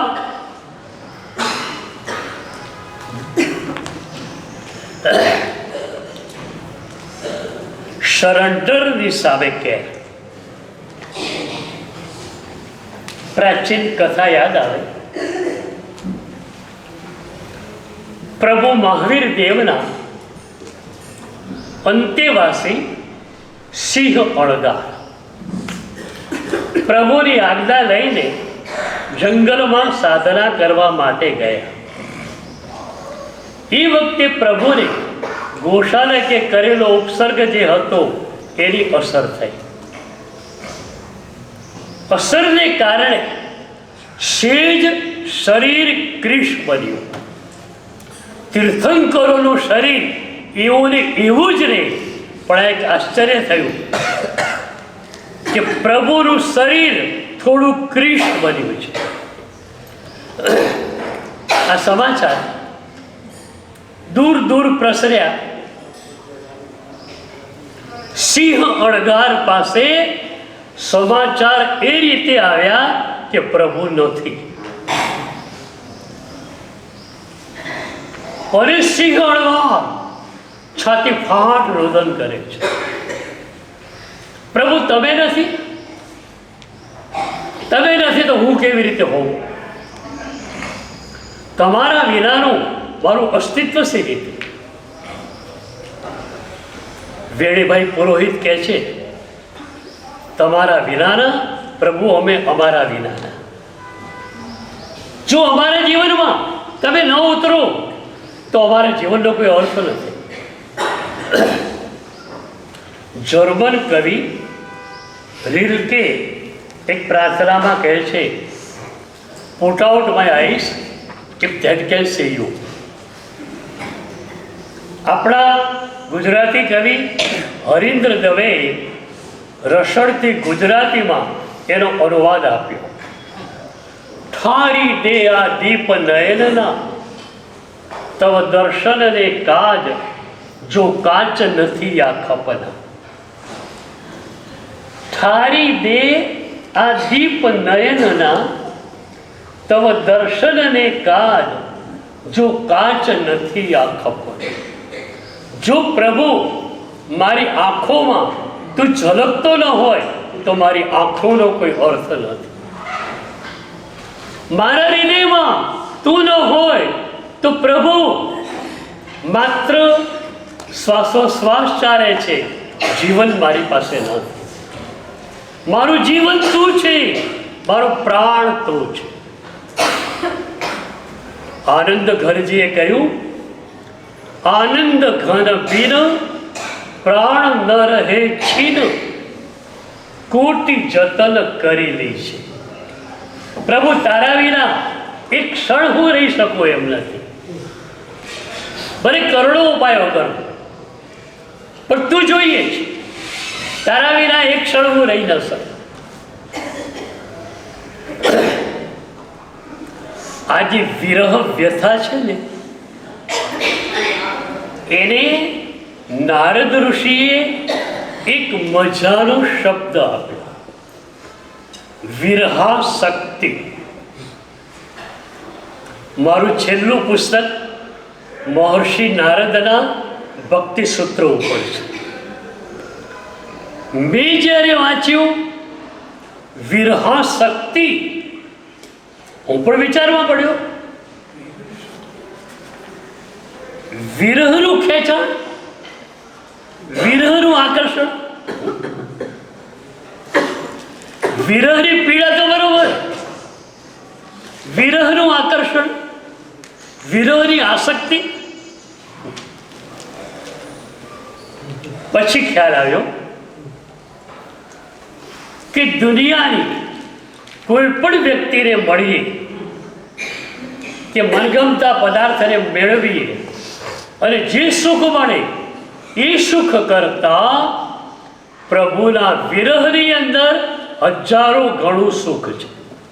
વિરહમાં, મિલનમાં નહીં, મિલનની વાત પછી. કેમ? How it is possible? How it is possible? કઈ રીતે આ શક્ય બને?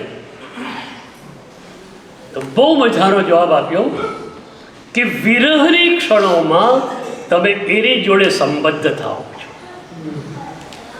વિરહ પણ કોરો શંકેશ્વર દાદા.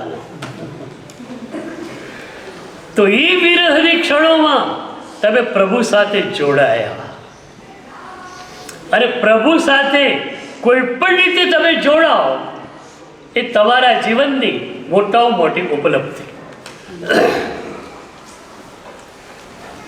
વિરહમાં આટલું સુખ હોય તો મિલનમાં કેટલું હશે?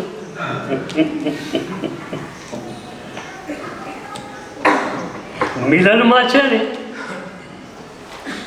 તમને આનંદનો અનુભવ નહીં થાય. સમજાય? વિરહમાં સુખ મળે અને મિલનમાં આનંદનો અનુભવ નહીં થાય. કેમ? તમે આ દિશામાં ગયા જ નથી. મિલન તુંમાં હું મળી ગયું. હવે આનંદની અભિવ્યક્તિ કે અનુભૂતિ કોણ કરશે?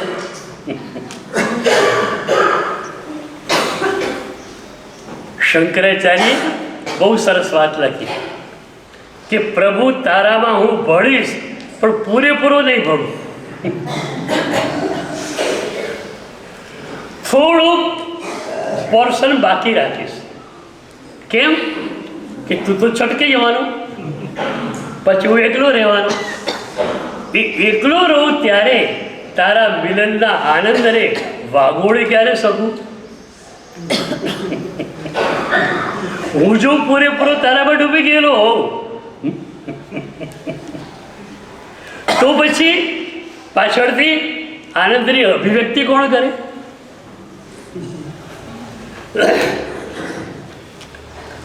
નારદ ઋષિ ભક્તિ સૂત્રના પ્રારંભમાં ભક્તિની વ્યાખ્યા આપે છે. સા ત્વસ્મિન પરમ પ્રેમ રૂપા અમૃત સ્વરૂપા છ. ગુજરાતી અર્થ કરતા ડર લાગે છે. એનો ચારમાં તૂટી જશે. કેવી મજાની પ્રાંજલ ભાષા છે. સા ત્વસ્મિન પરમ પ્રેમ રૂપા અમૃત સ્વરૂપા ચ. ભક્તિ એટલે શું? એને વિશેનો પરમ પ્રેમ. પ્રેમનું ઊંચામાં ઊંચું શિખર, પ્રેમની ઊંચામાં ઊંચી અનુભૂતિ, અને એ પણ પરમાત્મા પ્રત્યેની હોય એનું નામ ભક્તિ. એ અમૃતરૂપ છે. પણ મેં કહ્યું અનુવાદમાં કે પરમાત્મા પ્રત્યેનો પરમ પ્રેમ એ ભક્તિ. નારદ ઋષિ પરમાત્માને વિશે નથી કહેતા, તેને વિશે કહે છે. સા ત્વસ્મિન પરમ પ્રેમ રૂપ, તેને વિશે. ભક્તનું વ્યાકરણ કેવું તમને ખબર છે? ત્રીજો પુરુષ એક વચન, તે એટલે પ્રભુ. બીજા બધાની ઝંઝટ છે જ નહીં. બીજો પુરુષ છે જ નહીં. પહેલો પુરુષ હું, એક વચન. પછી હું તેમાં પડી જાય વ્યાકરણ પૂરું. હું ને તેમાં ભેળવવું છે. તમારી પાસે આવીશ હો દાદા, પણ હું તમારામાં લીન નહીં થવું. પાછું સંસારનો રસ કોણ માણે? પાછું પરમાં રસ હજુ આવે છે. જે ક્ષણે પરમનો રસ તમને મળ્યો, પરનો રસ શું થઈ જાય.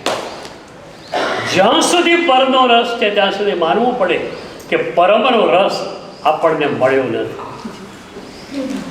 ભગવદ્ ગીતા કહે છે રસોપ્યસ્ય પરમ દૃષ્ટવા નિવર્તતે. બે રસ છે, એક પરમનો રસ, એક પરનો રસ. જે ક્ષણે પરમનો રસ આસ્વાદવા મળ્યો, પર રસ છૂટી જાય. એ પરમ રસ સી રીતે મળે એની મજાની વાત પૂજ્ય દેવચંદ્રજી મહારાજે ચોથા સ્તવનના પ્રારંભમાં કરી. ક્યું જાણું ક્યું બની આવશે અભિનંદન રસરી. મને પરમનો રસ ક્યારે મળશે? એક તડપણ શંખના અનંતા જન્મોની અંદર પર પ્રત્યે રસ કર્યો, પર પદાર્થો પ્રત્યે, પર વ્યક્તિઓ પ્રત્યે, અને નરક અને નિરોધમાં જઈ આવ્યા. આ જીવન કોને સોંપવું છે? પરમને. પરમ રસ પીવો છે.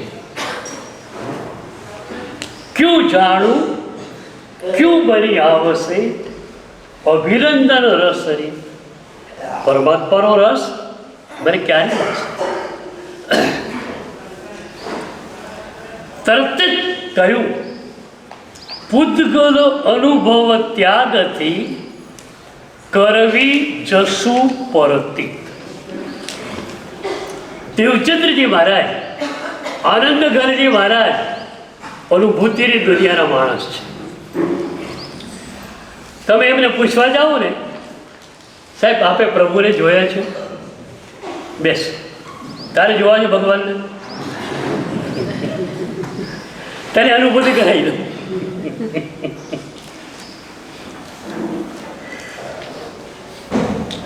દેવચંદ્રજી મહારાજ અનુભૂતિની દુનિયાના માણસ છે. એ કહે છે કે ભાઈ પરમ રસ પીવો હોય તો એની અનુભૂતિ હમણાં જ કરાવી દો. બોલો, તમારે પીવો છે? એક વાર પરમ રસ પીવાય નહીં. પર રસને તમે છોડો એમ નહીં કહું, પર રસ છૂટી જાય. મારી પાસે મુમુક્ષુ વૃંદ હોય ને, એમને હું ઘણી વાર કહું કે બેટા, સંસાર છોડવાનો નથી. સંસાર છોડવાનો નથી. તું સંસાર છોડીશ ને આવીશ ને અહીંયા, તો મેં સંસાર છોડ્યો એટલે હું તો પાછો બાકી નહીં જવાનું. મારે લાકડી નહીં, હું ને પાછું કાઢવો પડશે. સંસાર છૂટી જવો જોઈએ. સંસાર છોડવાનો નથી, સંસાર છૂટી જાય. એટલે ચોથા પંચસૂત્રના પ્રારંભમાં કહ્યું, પહેલા અભિવ્રજ્યા પછી પ્રવ્રજ્યા. સ એવમ અભિપવ્યે સમાણે સુવિહિ ભાવો ક્રિયા ફલીણ જુજ્જય.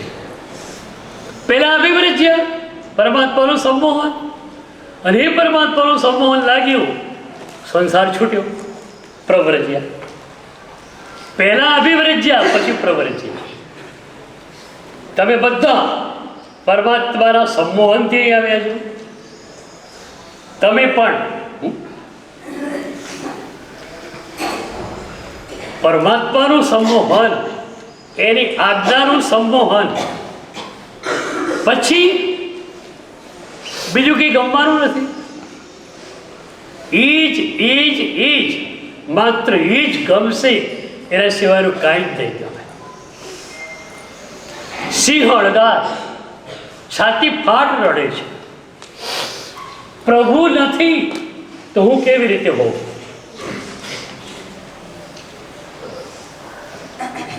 પ્રભુએ પોતાના કેવળ જ્ઞાનમાં આ દૃશ્ય જોયું. ગૌતમ સ્વામીને બોલાવ્યા અને કહ્યું, બે સાધુઓને સિંહ અળગાર સાધના કરે છે ત્યાં મોકલો, અને એને કહો કે પ્રભુ તને બોલાવે છે. બે સાધુઓ ત્યાં ગયા. બે સાધુઓ આવતા જોયા, ધ્રાસકો વધારે પડ્યો. મને આ સમાચાર આપતા આવ્યા લાગે. પણ એ લોકોએ આવીને કહ્યું કે પ્રભુ તમને બોલાવે છે, અને ઉછળે છે. પ્રભુ બોલાવે છે એટલે પ્રભુ છે.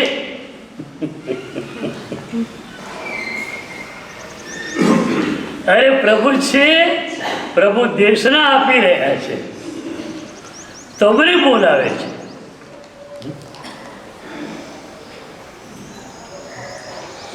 પ્રભુ મને યાદ કરે છે. આ વાત કોઈ સદગુરુના મુખેથી સાંભળો, કેટલો આનંદ થાય. સુરસાજીએ એટલું જ સાંભળ્યું કે પ્રભુએ મારા માટે ધર્મલાભ આપ્યો છે. કેટલું આનંદ. આંખમાંથી શ્રાવણ ભાદરવો વહે. જે દિશામાં પ્રભુ બિરાજમાન એ દિશામાં ઘૂંટણીએ પડે. ડુસકા ચાલી રહ્યા છે. ડુસકામાંથી ચડાઈ આવતા શબ્દો છે, પ્રભુ ક્યાં તમે, ક્યાં હું. તમે ત્રિલોકેશ્વર, અખિલ બ્રહ્માંડેશ્વર, હું તમારા ચરણોની નાચિત દાસી. તમે મને યાદ કરો પ્રભુ. તમારા ઋણમાંથી હું કઈ રીતે બહાર આવીશ? હું તમને કહું કે પ્રભુ તમને યાદ કરે છે તો શું થાય?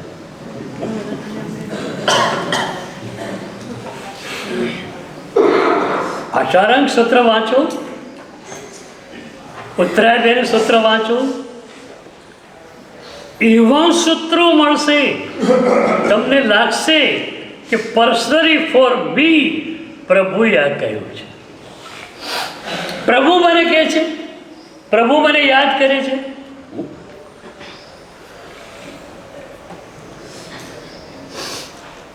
સિંહ અણગાર પ્રભુ પાસે આવ્યા.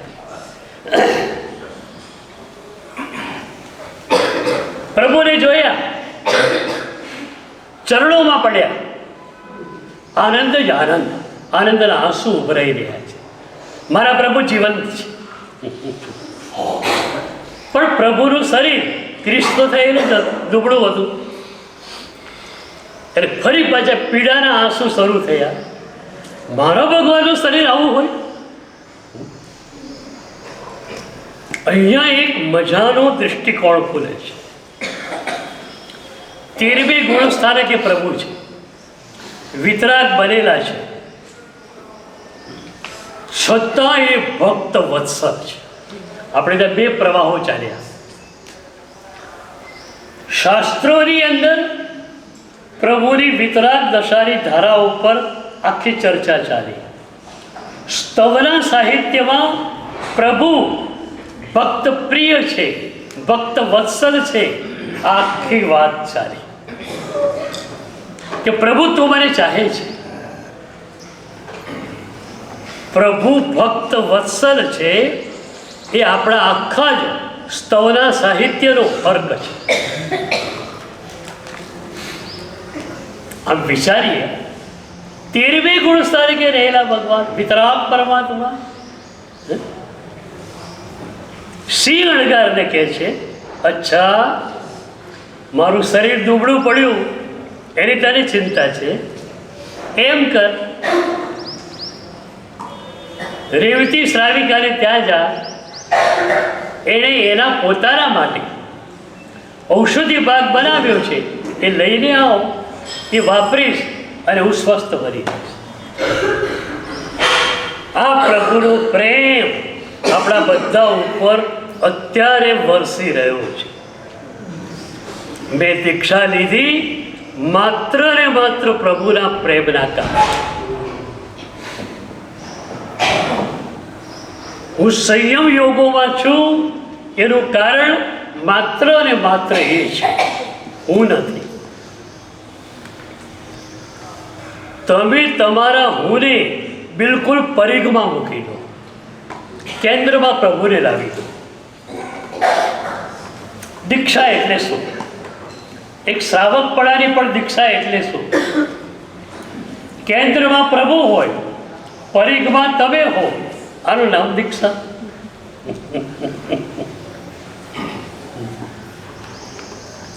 સરેન્ડરની સામે કે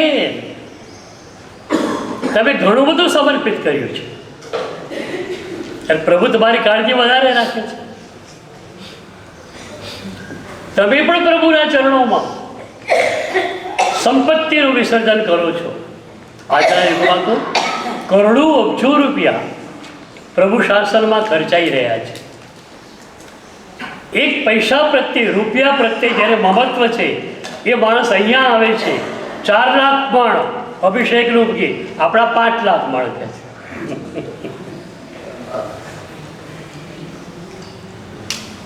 કેવો ભાવ! આજે ઉપધાનની માળ છે, કાલે એના ચડાવવા હતા ગઈકાલે. હવે તમે છે ને બહુ હોશિયાર માણસો છો. દીકરીને કહી ના દો બેટા પહેલા નંબરે પહેરો કે 50મા નંબરે પહેરો, ફરક શું પડે? અડધો કલાક મોડો પહેરાય. પણ 50મા નંબર માટે તું રાજી થઈ જાય ને તો 1 લાખ રૂપિયાનો ડિઝાઇનર સેટતા નહીં. એ વખતે આ ભાવ નથી આવતો. મારી દીકરીએ ઉપદાન કર્યા છે, મારી મમ્મીએ ઉપદાન કર્યા છે, મારે એને પહેલી માળ પહેરા. આ શું છે? તમારું પણ પ્રભુના ચરણોની અંદર સમર્પણ છે. તો સરેન્ડરની સામે કે આ સૂત્ર છે. આપણે બધું સમર્પિત કરી દઈએ, પછી તમારે કંઈ જ કરવાનું ના રહે. હું અત્યારે એ ભૂમિકા ઉપર છું કે કશું જ કરવાનું રહ્યું નહીં.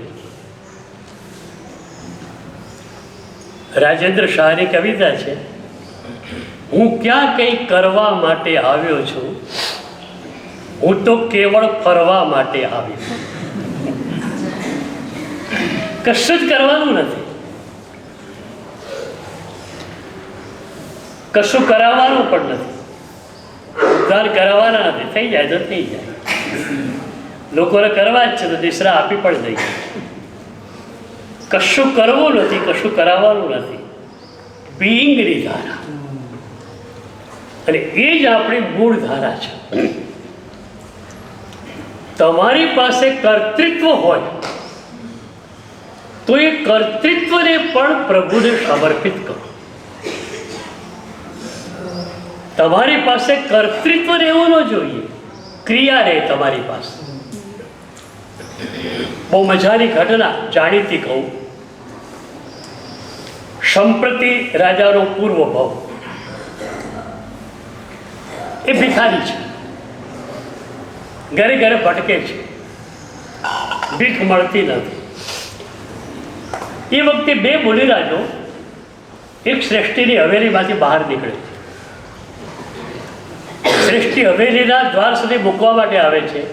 પછી કે સાહેબ પધારજો, સાહેબ પધારજો, વહેલા વહેલા પધારજો, મારું આંગણું પાવન કરજો, મને લાભ આપજો.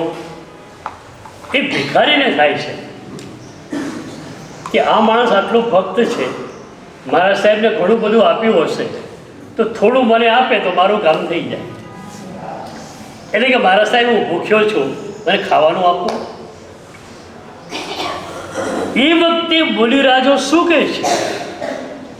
અમે ભિક્ષાને કલેક્ટ કરનારા છીએ, આ ભિક્ષા ઉપર માલિકી ગુરુદેવની છે. કર્તૃત્વ ક્યાં ગયું? કર્તૃત્વ તમારી પાસે નહીં, માલિકી ગુરુની છે. તમે લાવીને શું કરો? પાત્રા મૂકી દો, પછી ગુરુ કે માણસ વેચી દે. તમારી માલિકી કોઈ છે નહીં. તો 2 મુનિરાજોએ કહ્યું કે ભિક્ષાને અમે ભેગી કરીએ છીએ, કલેક્ટ કરીએ છીએ, પણ આ ભિક્ષા ઉપર માલિકી અમારી નથી, અમારા ગુરુદેવની છે. તો ભિખારીએ વિચાર કર્યો, આપણે મારા સાહેબ સરસ લાગે છે, ના તો પાડતા નથી, હવે એમની માલિકી ન હોય તો કહી દે ને કે મારા ગુરુની માલિકી છે. તો આ આટલા કરુણાવાળા છે, તો એમના ગુરુ તો કેટલા કરુણાવાળા હશે. પાછળ ચાલ્યો, ઉપાશ્રયમાં આવ્યો. પાટ પર સાહેબ બેઠેલા, ખબર પડી કે મોટા મારા સાહેબ આ છે. પડ્યો ચરણોમાં, મારા સાહેબ મને ભૂખ લાગી છે, ખાવાનું. ગુરુ જ્ઞાની છે, ખ્યાલ આવી ગયો આજ સંપ્રતિ બનવાનો છે. ગુરુએ કહ્યું ખાવાનું આપો, તો થોડી વિધિ કરવી પડે. અરે જે વિધિ કરવી હોય કરો, પણ ખાવાનું આપો. ફટાફટ મુંડન કરાવી નાખ્યું, દીક્ષાની વિધિ, રજોહરણ અપાઈ ગયું, પ્રભુનો ચૈત્યવંદન થઈ ગયું, પચકાળ ભરાઈ ગયું, અને વાપરવા બેસાડી દીધું. રોટલી, દાળ, શાક, ભાત, મીઠાઈ બધું જ હતું. કેટલા દિવસનો ભૂખ્યો હશે, પેટ ભરીને ખાધું. પછી આરામ કર્યો, પડિલેણ કર્યું. સાંજે પ્રતિક્રમણનો સમય થયો ત્યારે સેજ પેટમાં દુખવા આવે છે. કરોડોપતિ શ્રેષ્ઠીઓ પ્રતિક્રમણ માટે આવ્યા છે. જેમની હવેલીમાં આ ભિખારીને પ્રવેશ નહોતો મળતો એ બધા ઉપાશ્રયમાં આવેલા છે. અને એમને ખબર પડી કે ભિક્ષુક મુનિરાજને પગમાં પેટમાં દુખે છે. સાહેબે 12 વાગે દીક્ષા આપી હશે, 12:30 આખા ગામમાં ખબર મળી ગઈ કે આપણે ત્યાં જે ભિખારી આવતો હતો એને સાહેબે દીક્ષા આપી. બોલો તમે શું વિચાર કરો? સાહેબને બહુ ચેલાનો મોહ લાગે છે. એટલે નૌકાર મંત્ર આવડતો ન હોય દીક્ષા અપાય એને. પણ ગુરુદેવ પ્રત્યેનું સમર્પણ એટલું હતું, એક વ્યક્તિ કહેતી તો નથી પણ એક વ્યક્તિના મનમાં પણ નથી આવતું કે આવી રીતે દીક્ષા કેમ અપાય. અને ખબર પડી પેટમાં દુખે છે. એક કરોડોપતિ શ્રેષ્ઠીઓ પગ દબાવે, હાથ દબાવે, માથું દબાવે અને કે મારા સાહેબ તમે તો તરી ગયા, ગુરુદેવની નજર તમારા ઉપર પડી, આ પ્રભુની ચાદર તમને મળી ગઈ. હજી ગુરુદેવ અમારા ઉપર એટલા રીઝ્યા નથી કે અમને પ્રભુની ચાદર આપી છે. બરોબર, હવે તૈયાર નથી, તમે તૈયાર.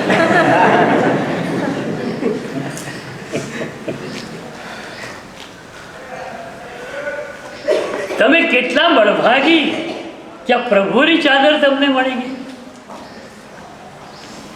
તો એ સાંજે 7, 7:30 કે 8 વાગે વેશ પ્રત્યે અહોભાવ ભિક્ષુક મુનિને પ્રગટ્યો. આવો વેશ છે. સવારે હું જતો એ આ લોકો એમના ઘરમાં પેસવા નતા દેતા, અને આજે અત્યારે મારા પગ દબાવે, મારા જેવા માણસના પ્રભાવ કોનો? આ પ્રભુની ચાદરનો. આ ચાદર આટલી કિંમતી હોય છે. અને એ ચાદર આપનાર ગુરુદેવ, ઓહો, એમનો કેટલો બધો ઉપકાર કે આવી ચાદર મને આપી દીધી. એ જ રાત્રે ચિર વિદાય કાળધર્મ પામે છે મોદીરાજ. સંપ્રતિ તરીકે ઉત્પન્ન થાય, નાની વયમાં રાજ્ય મળી જાય.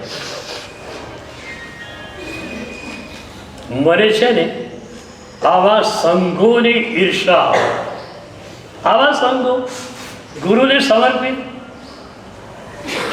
એ નગર હજારો શ્રાવકો રહેતા હતા.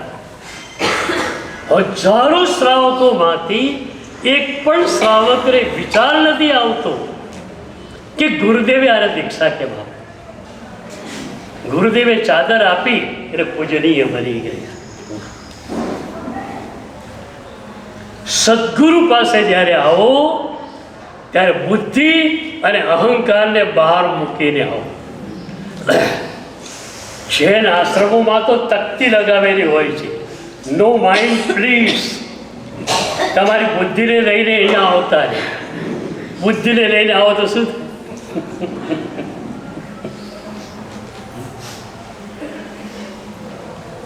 તમે બધા શ્રદ્ધા જેવી છો. ખરેખર જે શ્રદ્ધા તમારી પાસે છે દુનિયામાં કદાચ બીજા કોઈને નથી મળી. મેં દુનિયાની તમામ પ્રમુખ સાધના પદ્ધતિઓનો અભ્યાસ કર્યો અને એ પછી ડંકાની ચોટ પર એક અધિકારી વિદ્વાનના રૂપમાં કહું છું કે પ્રભુની સાધના જેવી સાધના દુનિયામાં એક પણ નથી. વ્યવહાર અને નિશ્ચયનું બેલેન્સિંગ જે પ્રભુની સાધનામાં છે એવું બેલેન્સિંગ કોઈ સાધનામાં નથી. ક્યાંક નિશ્ચયની હવાઈ વાતો હોય, વ્યવહારનું ફોર્મેટ ન હોય. ક્યાંક વ્યવહારનું ફોર્મેટ હોય, નિશ્ચય હોય જ નહીં. આ પ્રભુની સાધના છે જ્યાં વ્યવહાર અને નિશ્ચયનું એક સામંજસ્ય છે, એક બેલેન્સિંગ છે. એ જ રીતે મેં દુનિયાના સામાજિક મનોવિજ્ઞાનનો પણ અભ્યાસ કર્યો છે. તો જૈનોની પાસે જે શ્રદ્ધા છે, જે ભક્તિ છે, જે સમર્પણ છે, એ આજે પણ દુનિયામાં બીજે મળવું મુશ્કેલ છે. તમે ગમે એટલા હાઈ એજ્યુકેટેડ હશો, રોડ પર ચાલતા હશો, મારા સાહેબ દેખાશે મસ્તક ઝૂકી જ જવા. આ શ્રદ્ધા ગળથૂથીથી તમને મળી છે. એટલે આપણે કહીએ છીએ નમોસ્તુ તસ્મૈ તવ શાસન. પ્રભુ તારું શાસન ન મળ્યું હોત તો મારી શી હાલત હોત.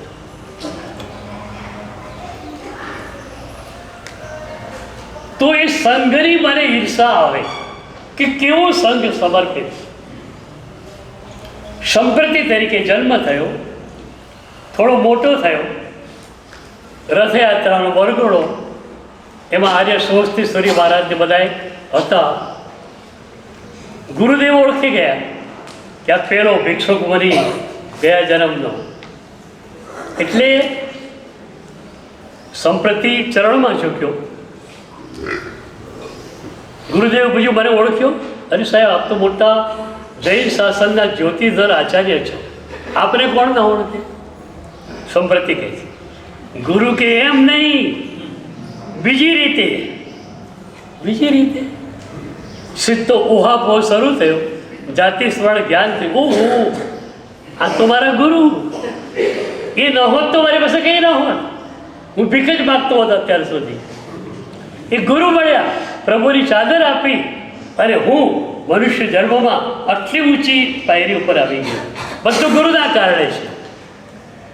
અને એ જ વખતે સંપ્રતિએ કહ્યું, ગુરુદેવ આ આખું સામ્રાજ્ય આપના ચરણોમાં સમર્પિત કરો. કારણ કે હજુ પણ જૈન ધર્મનો એટલો અનુભવ નથી. ગુરુદેવે કહ્યું, અમે ત્યાગી અણગાર, અમારે કાંઈ ખપે નહીં. પણ એ પછી પણ સંપ્રતિએ એ જ રીતે રાજ્ય કર્યું છે કે ગુરુનું છે અને હું ચલાવું છું. 1.25 કરોડ જેની બેબો એમને ભરાયા હશે, 1.25 લાખ જેના મંદિરો એમને બન્યા હશે. સરેન્ડરની સામે કે પ્રભુની કૃપા ક્ષણે ક્ષણે વરસી રહી છે. માત્ર એક પાત્ર આપણે તૈયાર કરવાનું છે, અને એ પાત્રની અંદર આપણે પ્રભુની એક કૃપાના પ્રેમના જળને ઝીલવાનું છે. અને એ પાત્રતા એટલે બીજું કંઈ નહીં, તમારી વિનાશ, તમારું સમર્પણ. તો જ્યાં તમે સમર્પણની ધારામાં આવ્યા, ડુઈંગ ગયું. હું ચાણસમાં ગયેલો, બિહાર કરતા. હું મહેસાણાની ચાણસમાં ગયેલો. આચાર્ય યશોરત્ન સુરી અને પુણ્યરત્ન સુરી પાટણથી ચાણસમાં આવેલા. એમના એક મુદિરાજ હતા જે મારા પુસ્તકોને ઊંડાણથી વાંચતા હતા. એમણે કહ્યું, સાહેબ આપનો 1 કલાક મને જોઈએ, મારે ઘણા બધા પ્રશ્નો છે. કીધું ઓકે. સાંજે અમે બેઠા, પ્રશ્નોના ઉત્તર અપાઈ ગયા. પછી મેં પૂછ્યું કે કાલે તમારો વિહાર છે કે કાલે અહીં સ્થિરતા છે? સમી સાંજના હું એને પૂછું છું કે કાલે તમારો વિહાર છે કે કાલે સ્થિરતા છે? એ કે ગુરુદેવ મને કોઈ ખ્યાલ નથી. ગુરુદેવ જો 4 વાગે ઉઠાડશે તો હું માનીશ કે વિહાર છે, 5 વાગે ઉઠાડશે તો માનીશ કે વિહાર નથી. તમારે બી આવું જ હોય. કારતક સુદ 14ના કોઈ પૂછે જવાનું છે કે રહેવાનું છે અહીંયા, મને શું ખબર, ગુરુદેવ જાણે. પણ તમે છો ને આમ મજાના શિષ્યાઓ છો, ગુરુને આટલો બધો ભાર ક્યાં આપવો પડે? થોડો ભાર તો હું છું. પણ તમને ખ્યાલ નથી, ગુરુ તો નિર્ભાર હોય છે. ગુરુ નિરંતર ખેલા. દરેક ગુરુડીએ પોતાની ડાયરીમાં પહેલા 5 સૂત્ર લખવાનું. ગુરુ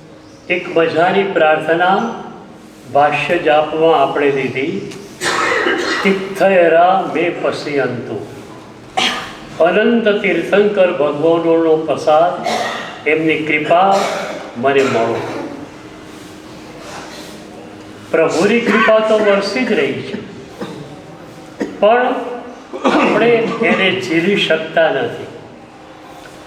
કારણ જે પાત્રમાં કૃપાને ઝીલવાની છે એ મન વિવરિંગ છે, મન ચંચળ છે, આમથી તેમ ફર્યા કરે છે. એ મન સ્થિર થાય તો પ્રભુની કૃપાને આપણે બરોબર ઝીલી શકીએ.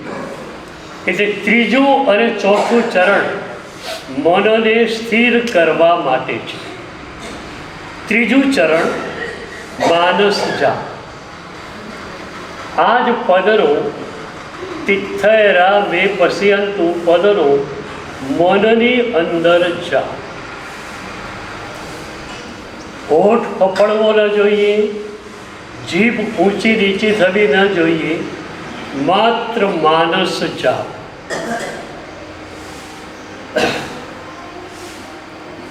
તમારી સામે માત્ર એક ઘટના છે, તિથયરા મે પશ્યંતુ, અને તમે એ ઘટનામાં ઇન્વોલ્વ થયા છો. કોઈ વિચાર ન આવવો જોઈએ. વિચાર આવે તો એક ઊંડો શ્વાસ લઈ જોરથી ફેંકો, જેથી વિચારોની શ્રૃંખલા તૂટી જશે. શરીર ટટ્ટાર, આંખો બંધ, વિચાર પણ નહીં, ઊંઘ પણ નહીં, કેવળ જાગૃતિ, ઓનલી અવેરનેસ.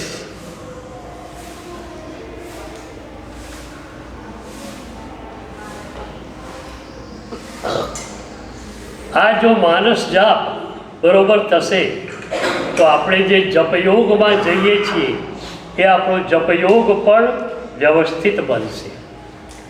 અત્યારે આપણે જાપ કરતા હોઈએ છીએ, મન ક્યાંય ફરતું હોય છે. અત્યારે આપણે એવી રીતે જાપ કરીએ છીએ કે આપણું પૂરેપૂરું મન ત્યાં કણે કેન્દ્રિત થયેલું છે.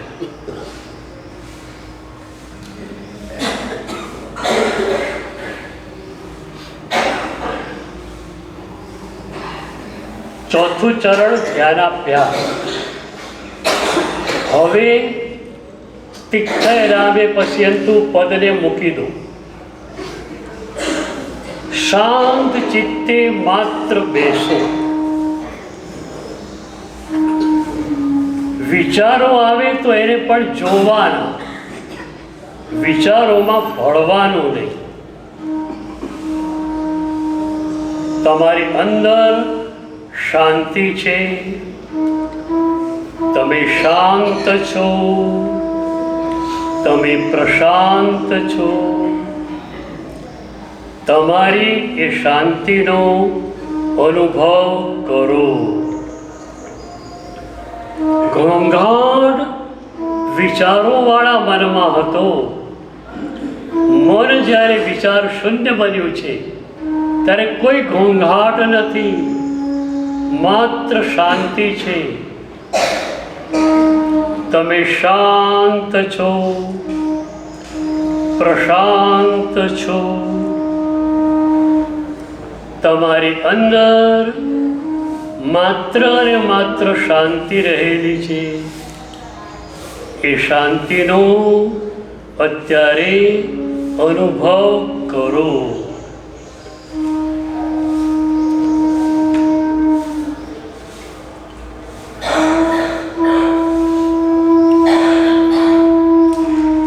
માત્ર 1 મિનિટ સઘન ધ્યાનાભ્યાસ.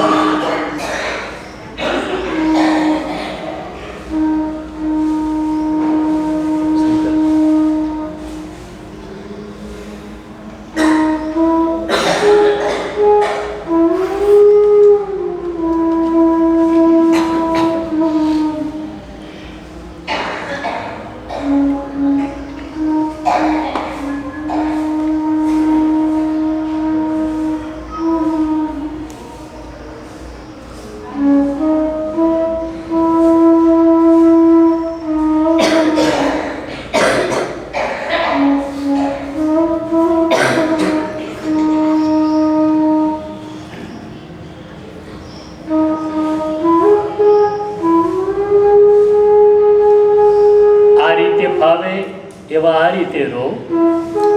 બીજા આંખ ખોલીશું.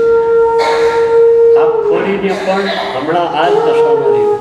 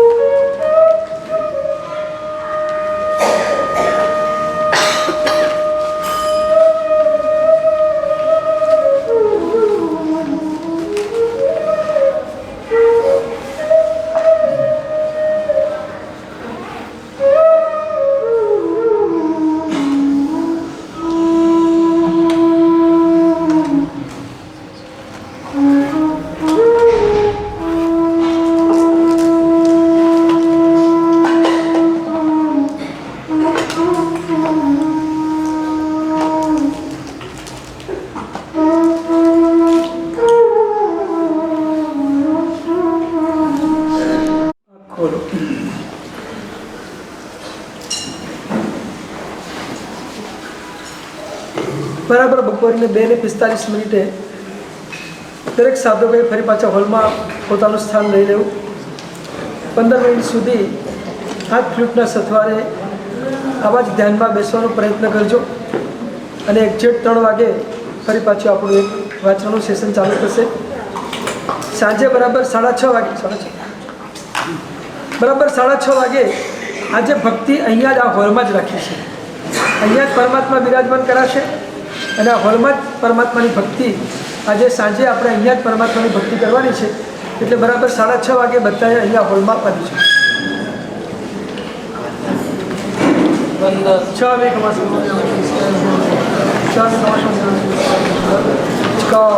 વાગે સ્વામી સાથે છે.